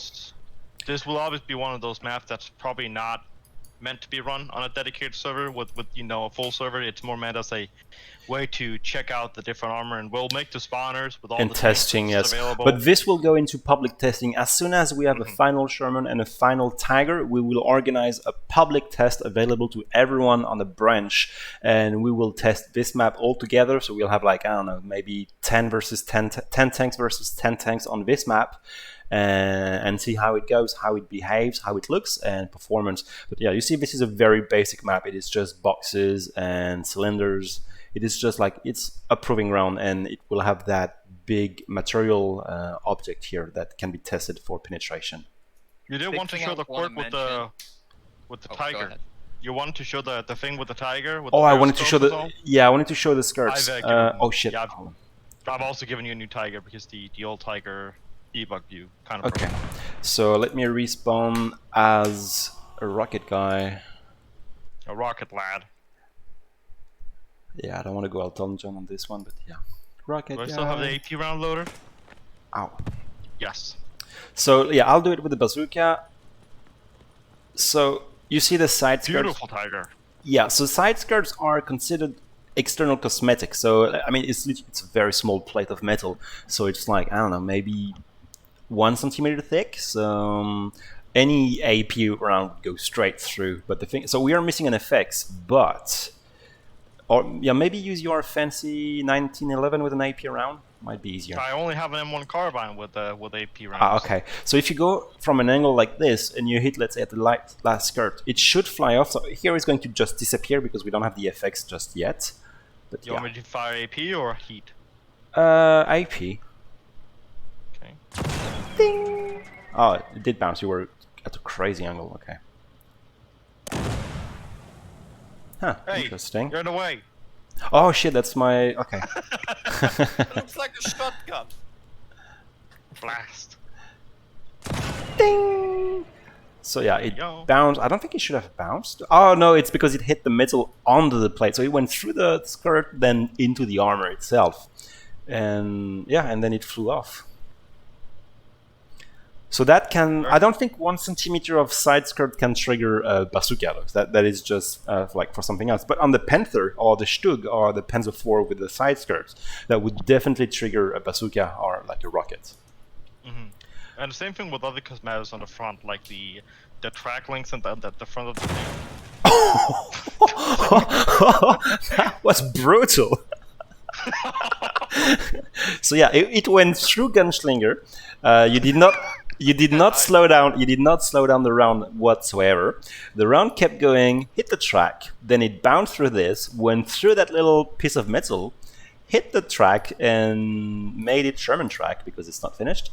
And yeah, that was a good hit. Very nice. Okay. So we've showed you everything we had to show you, so now we can keep going with some more questions if you do have some. One thing I want to mention is that, just to let everybody know, this is still internally being tested. After internally, then it'll go to the community QA, where it'll be a lot more tested, and then there will be a public test most likely after that. So it's in order now. It's internal testing with us devs, because there are some bugs we don't need you to find them for us. We can find them very easily. So as soon as we think that we squashed all the bugs, then it goes to internal QA, and then from internal QA it goes to beta testers, and from beta testers it goes to public testing, and then to release. So one thing that is worth saying, we're still investigating it, is we might, because it's been a while, a long time since we've patched the game, is we might reduce the amount of tanks that PS contains for a few weeks, and every week we will update the game with more tanks, because we have two options. Either we wait until we have every single tanks done and complete and up to the level of quality we want it to be, and that might be a while, or we just make the game with, let's say, 5 tanks, and then every week we add whatever tank is ready by then, and re-increase the roster of tanks over time. I think we should go with like less tanks. Like we will have a few tanks, like a heavy, a light, a medium, and a recon for each chapter, and over time we will go back to the amount of tanks we have today. I think that is the best way of doing it. Alright. One more. There is something to show. Yeah. The Tiger. The funny periscope. The funny Periscope. When you draw the driver, you know the what we've done with some of the periscopes on the tanks. Oh, we've shown the distraction. We did not show. You did not show that. No. If you hop into the tank, how you can't turn the periscope anymore on the certain tank. Yeah. Okay. I thought you were talking about the cracking. Worthwhile. Yeah. So yeah, let's look at the. Yeah, you see that periscope cannot be rotated because it's embedded inside that metallic frame. So if I get in, default view is the slit, same as before, and then I scroll up. That cannot be rotated. I can only see that weird 45-degree angle to the left. That's just how it is. And then I can button out, and yeah. So it's just a small historical fact. It's not too but one big of a that's deal. nice nevertheless, and it's one that people have been asking for, and it's the sort of stuff that all the history people that play our game is keen on. So yeah, Winter, do you have any question? Yep. Okay. Got a few more. Will this be expected to come out on the same day for the SDK, or will it be a little time after? We just might. I don't see a problem with that. So some tanks will not be up to that standard.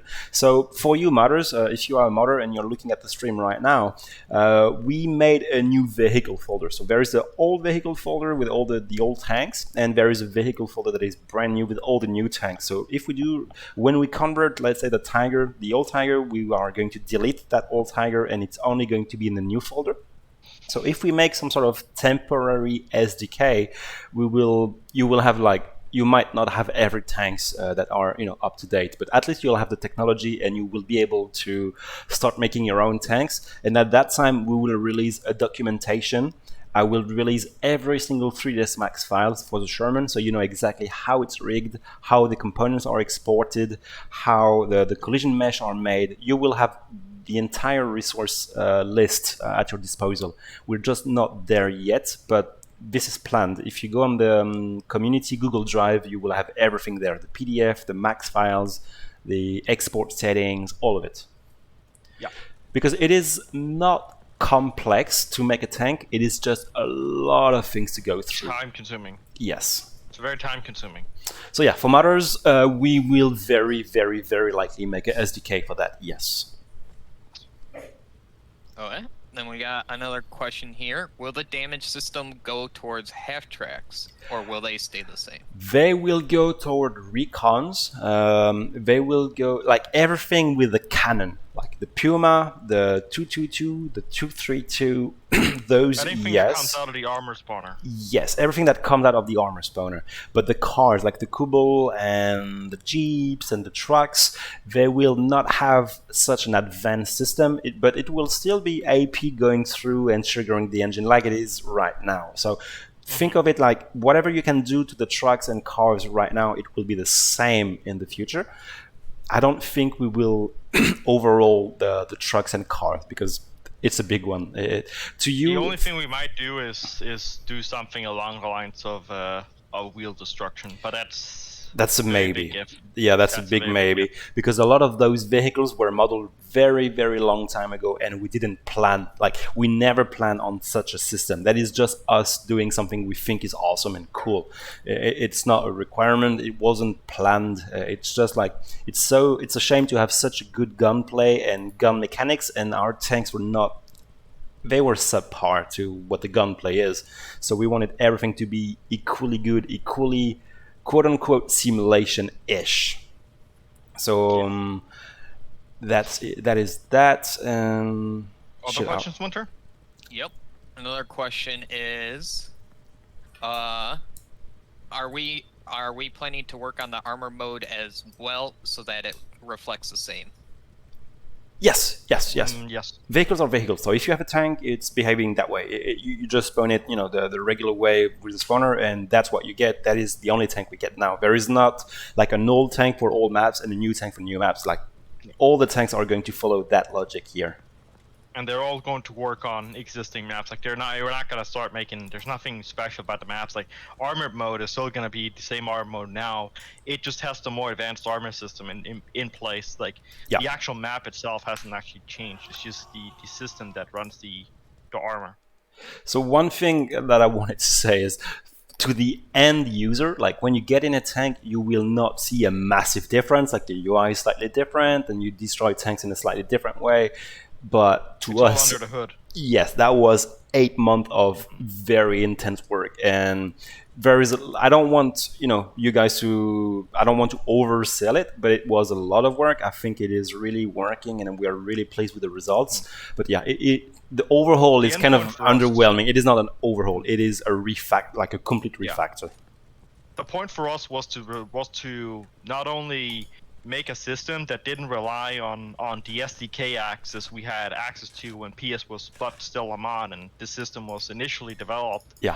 But it's also to fix age-old bugs and problems. Oh, like the offset, like the player being out of vehicle, and the weird penetration mechanics and stuff starting and stopping working. We wanted to do that system for years, but we were afraid of it because it was too big. Like it was like redoing. Like I had that conversation with some people at Squad long ago, and they also wanted to do something fairly similar, but it was too big of a task. Like redoing big is huge, and 8 months of work proved them right. It was a very, very big deal.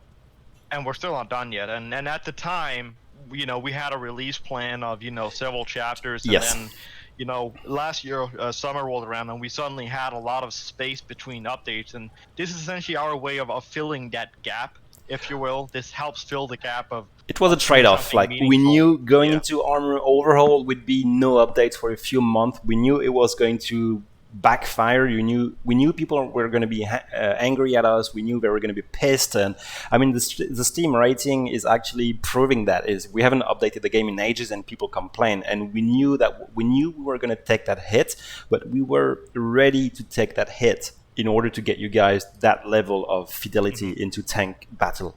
And but so the PS tank gameplay is, I would say at this point, better than any other tactical shooter you'll get on the market. Like there is no tactical shooter out there on the market that will rival the armor system that we currently have. I would agree. The only games that would somewhat rival this is games like World War II Online, but which is 20 years old, and which is 20 years old. World War II Online, and then I mean, some could argue with big quotes War Thunder, but this is not a combined arm. This is not an FPS. It's not really a tactical shooter game, and it's not a tactical shooter game. So then you could also think into some other games like IL-2 Tank Crew. That is, I love that game very much. But that's a flight simulator. It is a simulator. Yeah, so they are also limited. So that's why we thought that we had all the tools, we had the resource, the knowledge to actually pull it off, and I think we did. But yeah, that took a long time to do, and that means that some map that was supposed to release did not release. So now is the time to switch to Maginot, I think, to show you guys that Maginot was moving forward. I agree. I think the demo of our favorite French map is. To that, one question to continue on the Armoured Gamemode. Sure. There's one more question to piggyback that is there going to be more than 2 maps for the Armoured Gamemode when the Armour Overhaul comes out? I'm thinking on making a simpler Armoured Gamemode. So there will still be armored, like the way you know it. It will still be here. But the problem with this game mode was it was complex. It's a lot of cap zones on a big map. I will try to make more layers.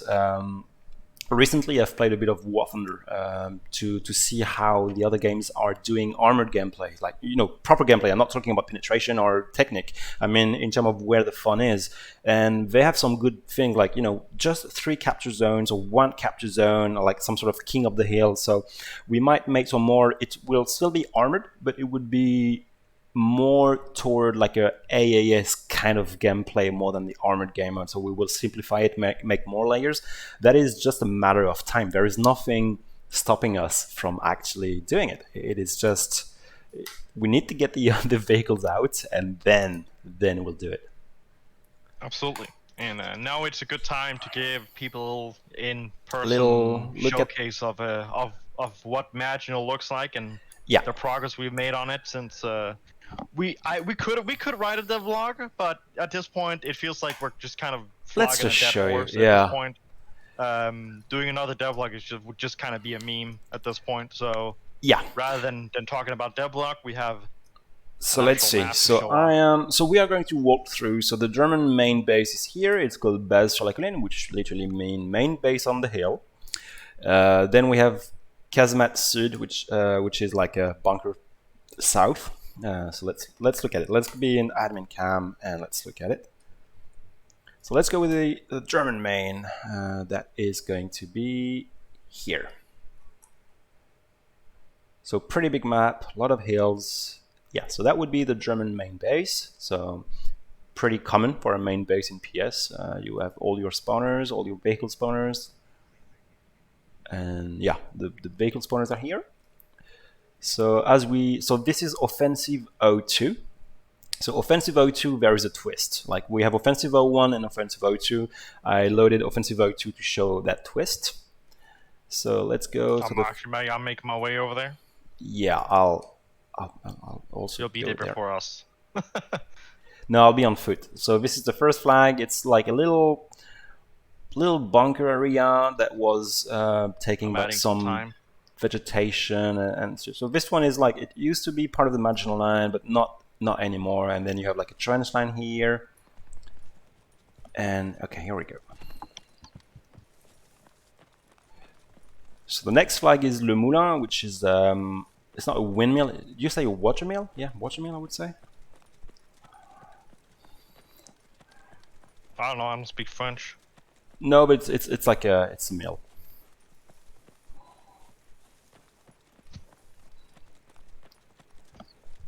Do you want to speed up time? Yeah. Yes, because that's going to be boring. I've added 28 hours of.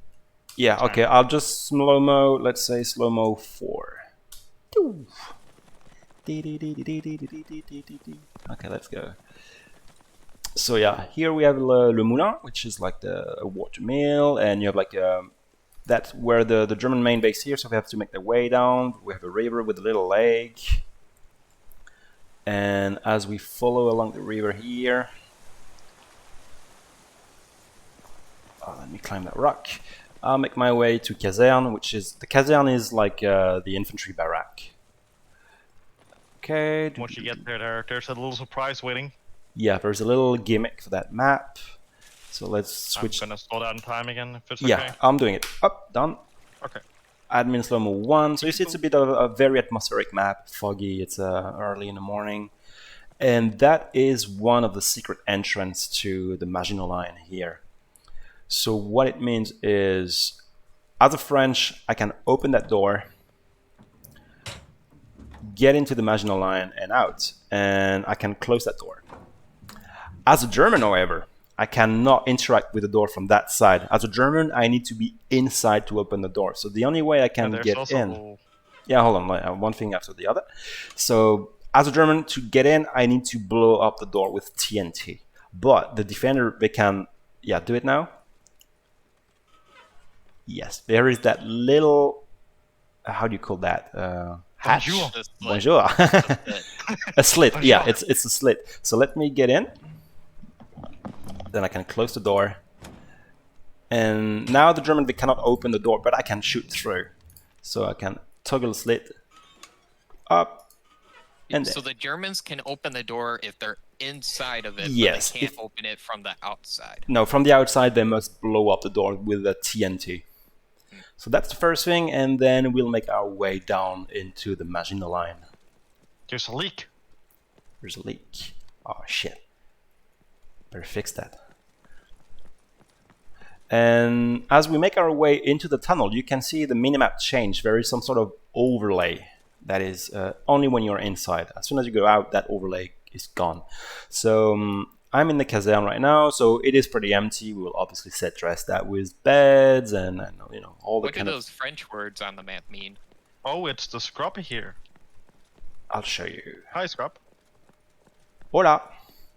Hola. So now I'm inside the purple line. So the purple line is like, you see the wall at the bottom. We made different colors for every single, because it's a labyrinth. It really is a labyrinth, and you don't want to get lost. So this is the purple line, and you can see on the minimap we have like those green doors. So these are exits. So we have an exit here, we have an exit here, We have 1 here under the caserne, and another 3 on that side. So let's keep going. To answer a question in the chat, can you throw grenades through the holes in the doors? Yes, you can. With friends nearby, I wouldn't do it. I wouldn't recommend. I wouldn't recommend. It's very difficult. So this is the red line. So the red line is the main line of the Maginot Tunnel. So let me go in admin cam just so it's slightly faster. So it ends like this. So we will put some more love into this. But yeah, that is the end of the red line. And let's go back. Is the minimap? Yeah, if you use the admin cam, the minimap is no longer working. We'll have to fix that later on. Winter, if you can keep track of that bug. It's already documented. Brilliant. So on the wall we have some signs. So Galerie Principale, which means the main tunnel. Then we have the infirmary, we have the kitchen, we have the mess, and we have block 4, 5, 6, 7, and 8.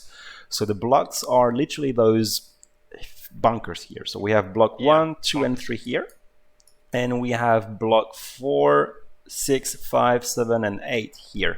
So if I want to go to block 4, then I know it's that way because block 4 is that way. And those yellow dots, red dots here are actually the Maginot line, you know, like hedgehogs and all the usual things. Then there's a very dense forest. There's no way the German can go through the forest, so let's not bother about it. You know, that's literally what happened. And then they went through. So let's keep going down the red line. I'm gonna slow-mo 4. We actually have two Frenchies on station up here.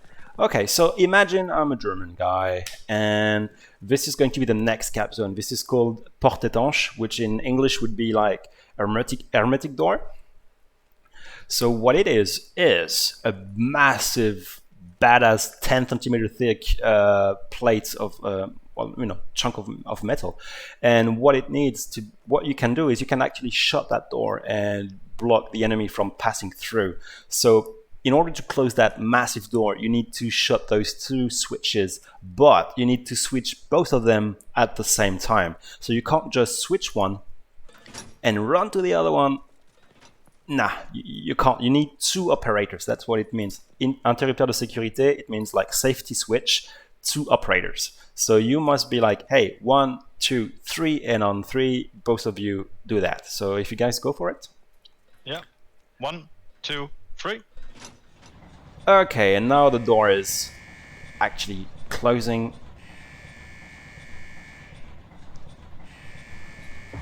Brom. Okay, now the door is locked.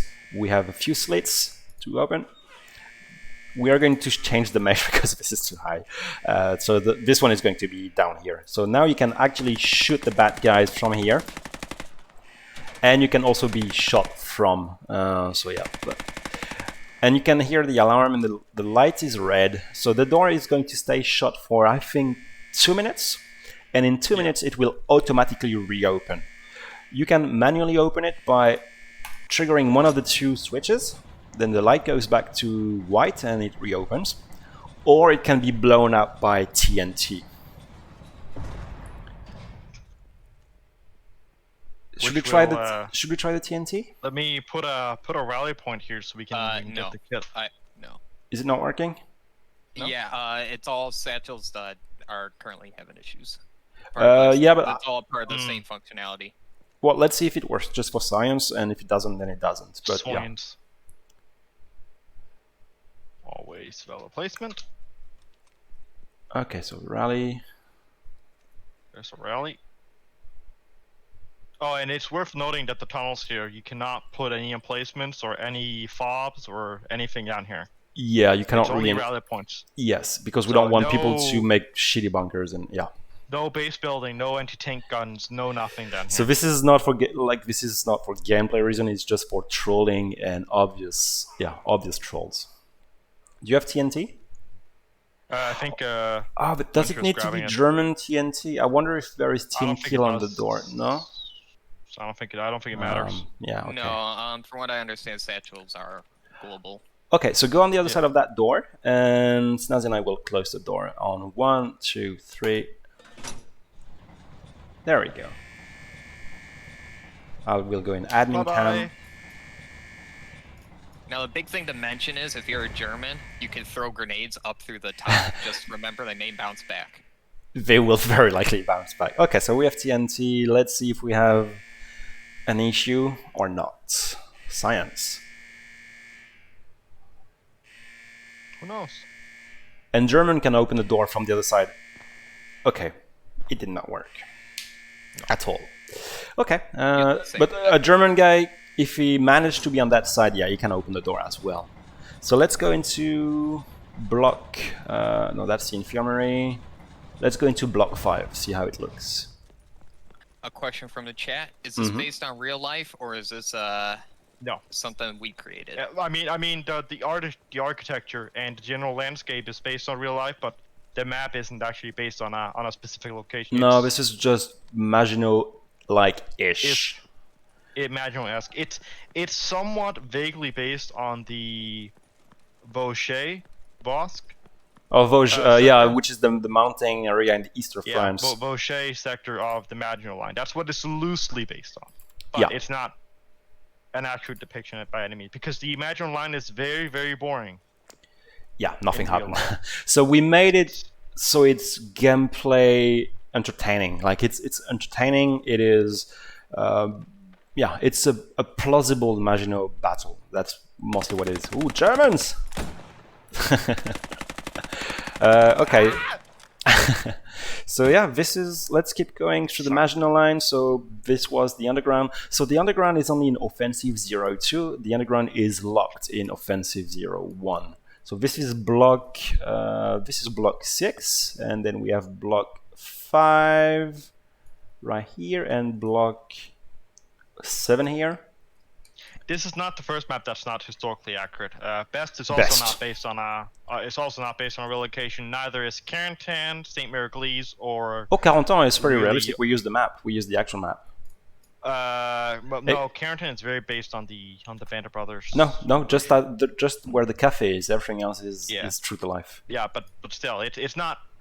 They're not. We have several maps that have been. Well, I mean, I would not exclude Carentan because Carentan is like 95-98% true to life. So I would not say it's not. Valmolen is also. Valmolen or aka Wolfheezy. Oh, Valmolen is complete bullshit. Yeah, that one was completely invented. So we have several maps that are made like that. That's not historically accurate, and that's simply just because they work better for gameplay. So yeah, you can see how puzzly the tunnels are as I fly through the underground.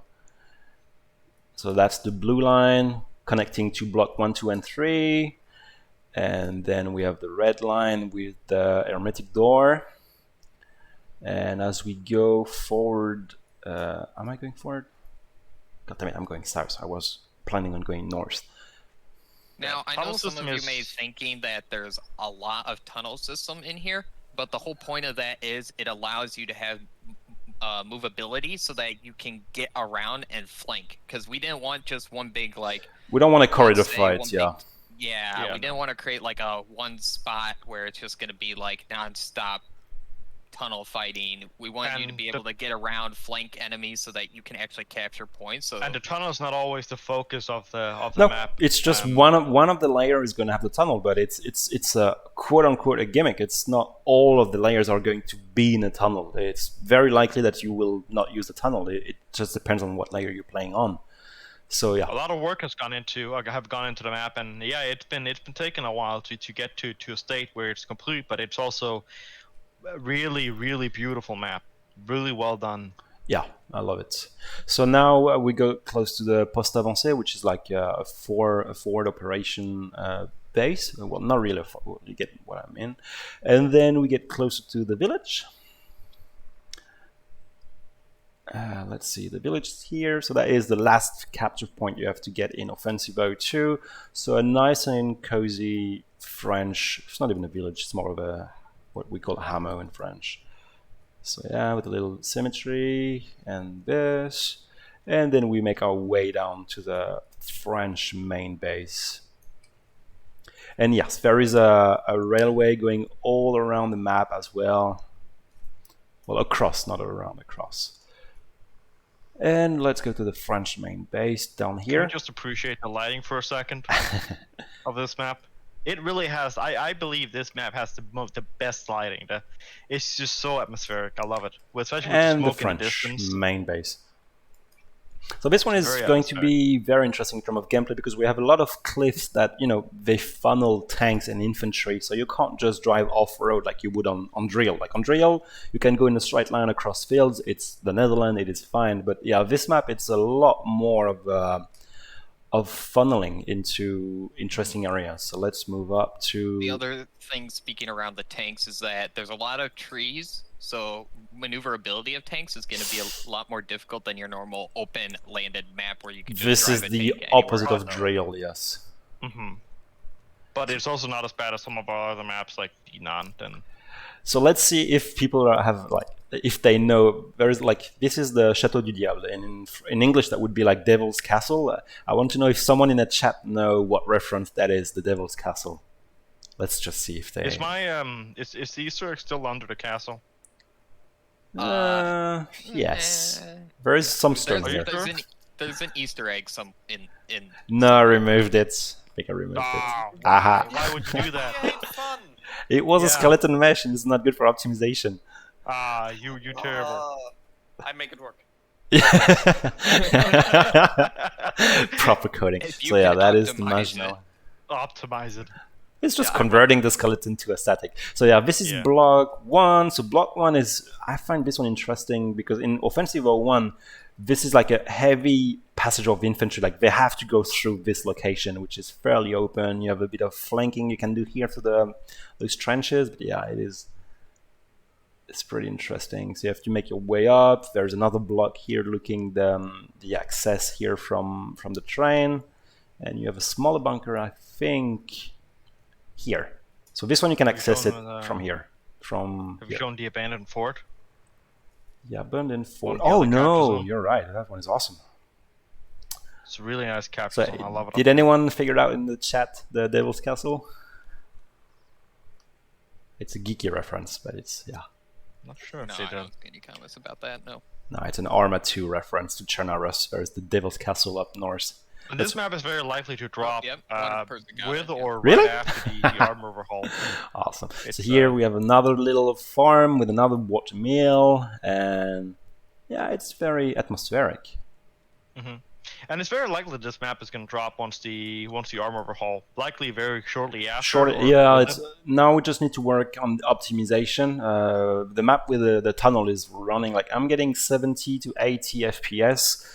It could be better. Like I'm having But 120 you're also in the admin FPS. cam.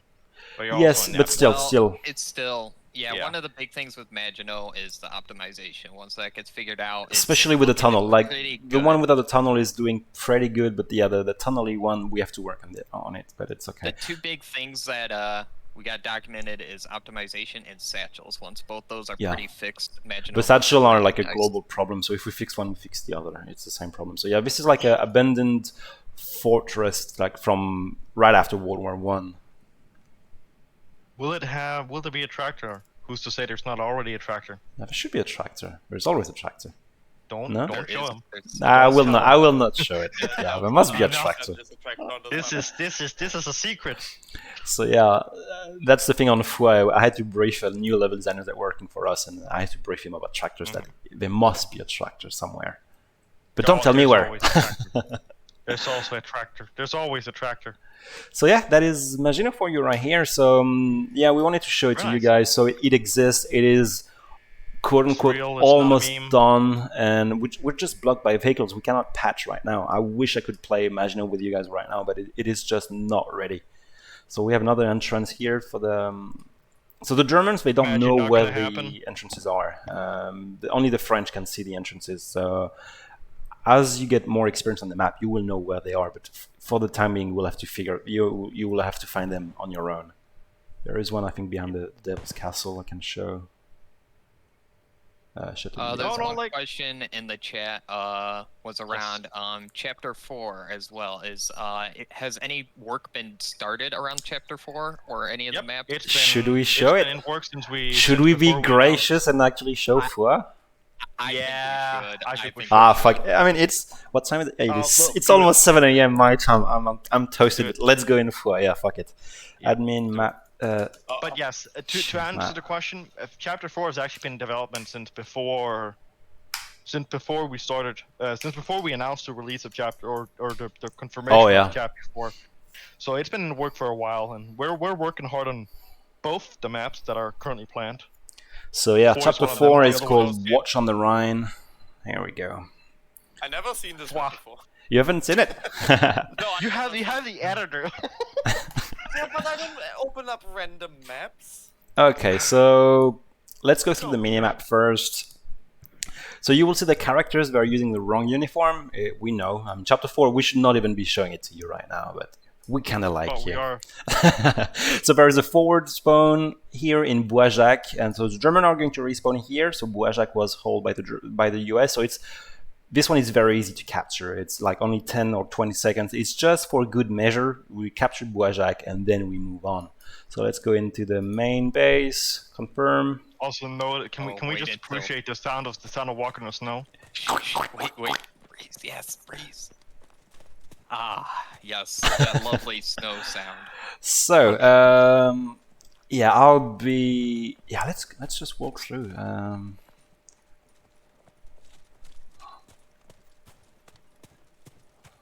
Let's admin slow-mo 4. Let me give us some more time. So let's go into Boisjacq first. Oh, you will see some badass pink boxes is where I need our level designer to put some more trenches for the infantry. So disregard the pink boxes. It is just disregard. This map is work in progress. It is work in progress. So the pink boxes are trenches, like human-made trenches. So that's where we need some more of them. And then we have to cross that long field. Oh, and we have ice. And that is... Ooh, okay, a little lag. Yeah, admin slow-mo is not a good thing. So now we have Boisjacq here. So yeah, big pink box because we need a lot of foxholes all across that line, some wooden bunkers, some sandbags, some man-made things. So yeah, let's go around it. I didn't think of the pink boxes at all. So go now around like Maginot. Just don't be that guy. We just came from Maginot. Where the hell are we? The important thing perfect map with Foy, yeah, it is openness. We didn't want to go overly gamey. Like we want, like if you look at Foy on Google Map, it is a lot of massive open field with nothing, and nothing in game is really hard because it looks poor and it looks like poor level design. So we want to have like big open field that when you're on foot, you're like, I'm not gonna cross that. Maybe flank left, flank right, or use the armor as cover. But yeah, you will have a lot of big open field with a lot of nothing like this. This is actually a conscious decision on our end for tanks and infantry. The comments about tank map and the tank heart. Yes. This is a tank map. This is a tank map. Yeah. This be fun for tanks. This is the ultimate. Well, there is another map. We cannot talk about it, but there is another map on top that is going to be the ultimate combined arms experience. Like ultimate. Devlog soon. Soon. TM. Soon TM. Yeah. I can't wait to ride it. It's going to be such an awesome map. But we can't say too much. So okay, from now on I'll be in admin camp, so it's faster. So the next flag is outpost, so that's where the Germans are going to spawn. Basic farm, like you see, like not much going on. It's just a farm in the middle of like a field in France. There is not much going on, and that is very important to me. I want this map to be opened. So yeah, a little bit of reinforcement here, some barrels, because when you don't know what to put in the map, you just put barrels. Let's keep moving as we slide through, and some places were like shelled, like lightly. This one was lightly shelled by artillery, and then we have another farm that is kind of tilted, and because the ground collapsed. So we have like this place was also shelled. Oh, we have a flag here. Shit. Okay, that's cool. Didn't know that. Oh, okay. That is going to be a very bad place to cross for the Americans. Like this cannon, Yeah, it's going to be dangerous. And then some reinforcement for the Germans. Let's keep going. Vieux Germain. Okay, let's go there. Someone shit in my foxhole. Just don't put the lugger in your pants. Yeah. One thing that's going to be key, using the armor as cover. So yes. The armor is going to be very key to supporting infantry or even pushing with infantry. So I had that fury scene in mind when they go like idiots like toward the packs. You know, you have a lot of infantry behind the tanks. That was, yep. I mean, if you're thinking about being like far distance, that's not going to work to, I guess, succeed you on this map. You're going to want to be very up with the infantry. Yeah, and we made this map like a corridor. So over time we will expand the bottom left and the top right of the screen. But right now it's very much like, I think it's a 1 kilometer wide by 3 kilometer long corridor. So it's going to be very, we want like a big, like frontline focused. So the front line is physically moving around more than just flanking around. So, oh shit, wrong key, sorry. So let's keep pushing toward the village of Foy. So this place was really trashed by artillery, a lot of craters. Let's keep moving, another farm. And you can see like a lot of nothing. So for the infantry, you will have to think and use cover as much as you can. Let's go toward Foy. Yeah, if you're an MG42, you're going to have a blast on this map. Oh yeah, it's hunting season, duck season. It's gonna be fun. Excuse me. Excuse me. So yeah, one now of the questions in the chat that I might as well bring up because they're already asking it. Yes. What about different camos? Well, we've already kind of leaked the tiger camo, the snow winter tiger camo a little while ago, and while we can't. It's not as easy to do it retrospectively for all the tanks. Some of the tanks that we're redoing, like the... Should we talk about the... Yeah, we can talk about the Panzer IV. So we're redoing the Panzer IV as well, the Panzer IV G. We're going to remodel that as a Panzer IV H. Its proper designation with its proper side skirt, all that. And it'll also have a winter camo similar to the Tiger. So it'll have a... different tones, and this will allow us to use these. But again, that's one of those things that will come over time. Like over time, we will make like a Panda 3F Snow, and like all the vehicles that will be in Chapter 4, we might. But you might see a Cromwell, like a normal Cromwell drive through. Because not all of them have winter camos. Not all tanks had winter camo. It was very selective. So here, this map. What about uniforms is the question. What about what? Uniforms. Oh, you will have snow uniform. New uniforms. Obviously, new uniforms for the there you go, Chad. For the troops. So one thing here that is worth mentioning, even though the fields, like all the roads and all the forests, are historically accurate. Like sometimes we use some barricades where they weren't. One thing that is to be said is the historical part of town. Like every single house in what I'm looking at now is exactly where it was at the time, because the Foy haven't changed. So if you go in Google Street View and you look at the place, it is exactly the same as it was back then. Just a few more house maybe on where Snazzy and Winter are, but otherwise it is exactly like this. So every house's size is correct. So yeah, that's just for the history buff. The placement is exactly how it should be. Oh yeah. Shit! So it's very nice. It's making great progress. I'm loving Foy. It's great. It's looking amazing. I can't wait to play test this. It's a different approach. It's like drill, but with more set dress and more fog. So you can't engage that far, but it's a lot of openness and a lot of banks and ditches and things like this. So as we cross Foy, then we have that famous 88 cannon that was literally here by the chapel. We can see it in Band of Brothers, we can see it in documentaries. I think it was in Darkest Hour, it was in pretty much every World War II game that I can think of featuring Foy. And as we get out of Foy from the direction to Recogne, we have some more farms here that was there back in the day. Here we have a little, well, this one is destroyed, a flak gun. And we go toward the German main base. So here it's where we are actually working on. We are adding more details, more flanking.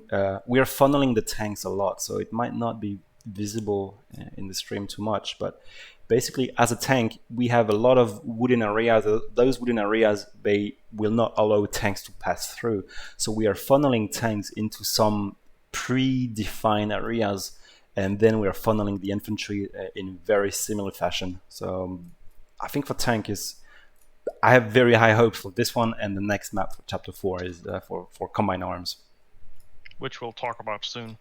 And here, yeah, so a lot of open fields, and yeah, so this is awful lot of leaks in one single stream. In one stream, yeah, it's been a while, so yeah, and here is not done. You see, it's just snow. So this area we need to work on. So yeah, that's pretty much for you guys. Lots of progress, and we'll bring up Foy again in a future devlog as well. We'll talk a little bit more about Foy and the Endurance, but like you can see on the map, there's still a lot of stuff that needs to be finished before we can actually show it off. The way we do these devlogs is we like to finish the majority of the features so that we can better show off the landscape as it'll be portrayed when it gets to the game. There's no point in showing off something that's not done yet. Yeah. Players will get a misunderstanding of what the plan is for the map. So if we take a while talking about a map, it's because we're waiting for the map to be in a state where we believe it's we can show it good enough to show off. Yeah. So that's why. So you see, there's a lot coming, and then there's I wish I could show you that other map. I cannot show it. I mean, I can't even. It's not even in the. It's not in the build, so I can't even show you. But there is another map that comes after this one, and all maps, I would say, like this map is, I would say, 80% complete. The other map is, let's say, 40% complete. So there is a lot of new things going on. So the reason you haven't been seeing updates is just because we're redoing vehicles, but they are plans. We have a lot of plans. Right now, all of our 3D guys and our outsourcing company are all focused on the armor rigging and rigging all the vehicles for the overhaul. So that's why some of the assets haven't been done yet, and we're taking a little bit of time. But once we get past that phase, they can go back and start continuing on all the assets that we need for chapter 4, and this will. So yeah, 3 maps, Armour Overhaul. We got 3 good questions, I think. Go for it. Fallout, since we're showing it. Are we thinking about doing players breathing or scene breath? We've talked about it. We've actually talked about that. Yeah, that would be cool. I mean, like the more, the less stamina you have, the more. Is it condensation? No, well, the more fog comes out of your mouth. It's your hot breath. Yeah, so I would say, like, if your stamina is all the way down, then maybe you have a lot of fog coming out of your mouth. It gets more pronounced the less stamina you have. Something like that could be pretty cool. So, maybe. Next question then is around footsteps. Seeing footprints in the snow. Currently not. I would not say no, but it's unlikely. It's like the tracks. I would love to have the tank tracks in the snow, so you could like hunt a tank down, but just by looking at the tracks. But then maybe. We also feel the need to have to do it to the other because we need to do it to more than just snow. I would say big maybe. The day we have nothing to do, maybe potentially. Well, one day we might potentially, but not right now. Not right, yeah. And then the last question, which I'm more worried about optimization on this one, is snow falling. There is. It is removed because Bruno needs to optimize it because it was costing something like 15 FPS just to draw it. But yes, there is going to be. It's just not this build. We were not supposed to show it to you at all. It is just. The snow is fake. It's literally just a post-processing, right? It's just something that's right in front of you. It's like the rain. It's like the rain, but it's snow. Yeah. Yeah, it's just on your screen. Like it's not actually in the world. It's personal for each player. So I'll switch us back to the intro. So I think we've covered pretty much one last question, and then we'll call it. It is 7 a.m. for me, and I'm toasted. This is a really good one. After the Armour Overhaul, are we going to be looking at anything around revamping other classes like Logi? I can answer this one. Well, after the Armour Overhaul, the plan is to continue regular updating, which includes adding the remaining vehicles, because it's very likely when the Armour Overhaul drops, it won't drop with the full set of vehicles that the game normally has. It'll likely start with a limited set of vehicles, and then we'll add them progressively. But yes, once we're done with the Armour Overhaul and it's in a state where we're happy with it, we will start a second quality of life update, which will include additions to the game. It'll include fixes and possibly some balance reworks. It's very much it's something we do very carefully when it comes to anything that involves overhauling or it's just you push something somewhere, it breaks something somewhere else, and we don't have 2,000 testers, so we have to be very careful about everything we do. Again. I'd rather not do an overhaul anytime soon again. So maybe one day we'll overhaul the logistics. I know we have on our quality of life, we have a wish to do a smart AI for smarter for emplacements and commander abilities, like smarter commander abilities. That was something we talked about a little bit, but it's nothing that's been set in stone. It is something we'll talk about when the Armour Overhaul is done with, because that's kind of our focus at the moment. Definitely. So I think that adequately explains and answered that question. So that's why we've been quiet the last few months. Just overly busy on that vehicle. It is insane. It's very complex. It's a bit a shame. Like, to the end user, you will not see a massive difference. But yeah, it's brand new. Yeah. For us, it's game changing. It's literally revolutionary. It's revolutionary for us because it fixes so many broken things. And it allows us to use side skirts the proper way. It allows so much more, because now you see the APHE.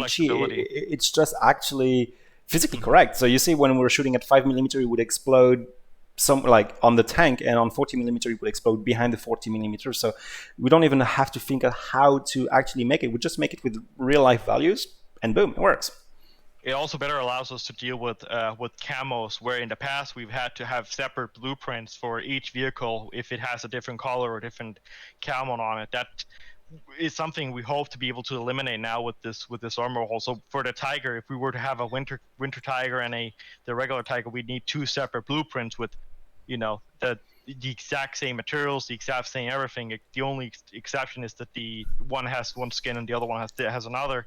Now we potentially would be able to use the same blueprint, but just depending on where you're playing. If you're playing in the snow, So it is opening a world of possibility for us. It is opening a world of possibility for the modders, and also, I mean, at some point, let's also be honest, we just thought it was cool. So like, fuck it, we have the money for it, let's just do it. So it's one of those things where it's cool that you guys like it. I'm excited that you are excited, but it was mostly for us. It's like, let's do a very realistic tank system. So it was mostly for us. We're like, let's just do it. Let's see if we can do it. And this the Tea Time live stream will also be available on our YouTube later, possibly tomorrow or next week. So so the future is really, really busy. It was just down because we had to do it. So it's going to be Armour in the first time, like Armour part 1. Then it's going to be Maginot, Foy. Somewhere along this, we are going to do Armour Part 2. So Armour Part 2, I can say everything is with a pinch of salt. Like, it might not happen, but Armour Part 2, we want to have infantry riding on the back of tanks. So the idea is, let's say that's my tank, and that is the turret. If my turret is facing forward, and if I have someone sitting behind my tank, as the turret turns, it's going to kick them out of the tank. So people will be behind. What else do we want for? We want the destroy cannon. So when a cannon is destroyed, the cannon will have like another mesh on top, like a banana peel. What else do we have for Armour Overhaul Part 2? Machine gunners for the commander and rear like tank. the 50 cal on top of tank, so you can fire the 50 while the tank is driving. This one is like everything I say are maybe. It's just they're not confirmed. It's just a cool list. They're wishes. Yeah, very wishes. Very much so we want destroy barrels. We want what else do we want? So much. There's so much. It's an exhaustive. So everything you have seen tonight is part 1. Like everything we've done tonight, it's going to be done over every single tanks in the game, and that's it. The intercom, VoIP, local intercom system. Yeah. Is something we talk about where when you're turned in, you have your separate voice channel where you can talk clearly to people inside, but you can't talk to people outside unless you're turned out. So to talk to someone outside of your tank, you would have to button out and then talk and then close the hatch again, and that's just so awesome. So yeah, all of those things, it takes time. We are a small team. We have 3 devs and, three coders. And then we have like 2 level designers, 1 working on Foy, 1 working on the special map that I cannot talk about, even though I'm dying. I really want to tell you guys. Soon we can. And we have Maginot that's almost complete. So no, all in all, that's it. That's 2021. Hopefully we'll see what happens, but I think the stream went okay. Not too many Periscope effects, so yeah, should be good. I think we've covered pretty much everything. And obviously, after all this, there's still a lot of stuff still come. We still have Sandbox and all these other things that are promised that are going to come in the future. Hopefully. I genuinely forgot about Sandbox. Shit, I completely forgot. Yeah, sure hasn't. Yeah, it hasn't. Yeah, no. Well, it's priorities. That's also something we'll hope to be able to work more on. So you guys, if you want to jump in with testing and helping us, get in touch. We have Winter and Snazzy. You can be part of the QA testing, and you'll get access to Maginot. You'll get access to Foy. You will get access to the armor system when it's there. So yeah, a lot of exciting. In exchange of a little bit of your time and effort. Help us make the best maps we can, because we can't afford 1,000-man QA team to do all the testing for us. So on this note, I would say big thank you to everyone in the QA team. You guys are awesome. It is really helpful. I can't name all of you, but yeah, a big thank you from all of us. It is really helping us. You find a lot of issues we haven't found, and keep it coming. It's really good. Helpful in the efforts to make Maginot the best it can be, and help our level designers to do the best they can. Floating trees, floating rocks, floating bush, floating everything. Floating all of it. We're really grateful. Some of the more obscure, and also some of the more obscure stuff that we would never figure out, and some of the meta stuff that our QA guys help us figure out. So on these notes, get my little tidbit in here. In the announcements channel, there's a pinned message. In the pinned messages, you can find the link to the playtest Discord, as well as the sign-up link to get access to the community testers. And then there's also the community QA, which is a select few of the community testers to get even more access to help us internally do testing. Brilliant. Okay, so thanks everyone for tuning in. That was a lot longer than we thought it would be. How long have we been going for? Like it's 7 a.m. to 4:30. 2 hours and a half. So that is quite the tea time. So thanks to everyone, and I'll see you guys in the next one. Have a good day. Or a good night. Have a good day, guys. Goodbye.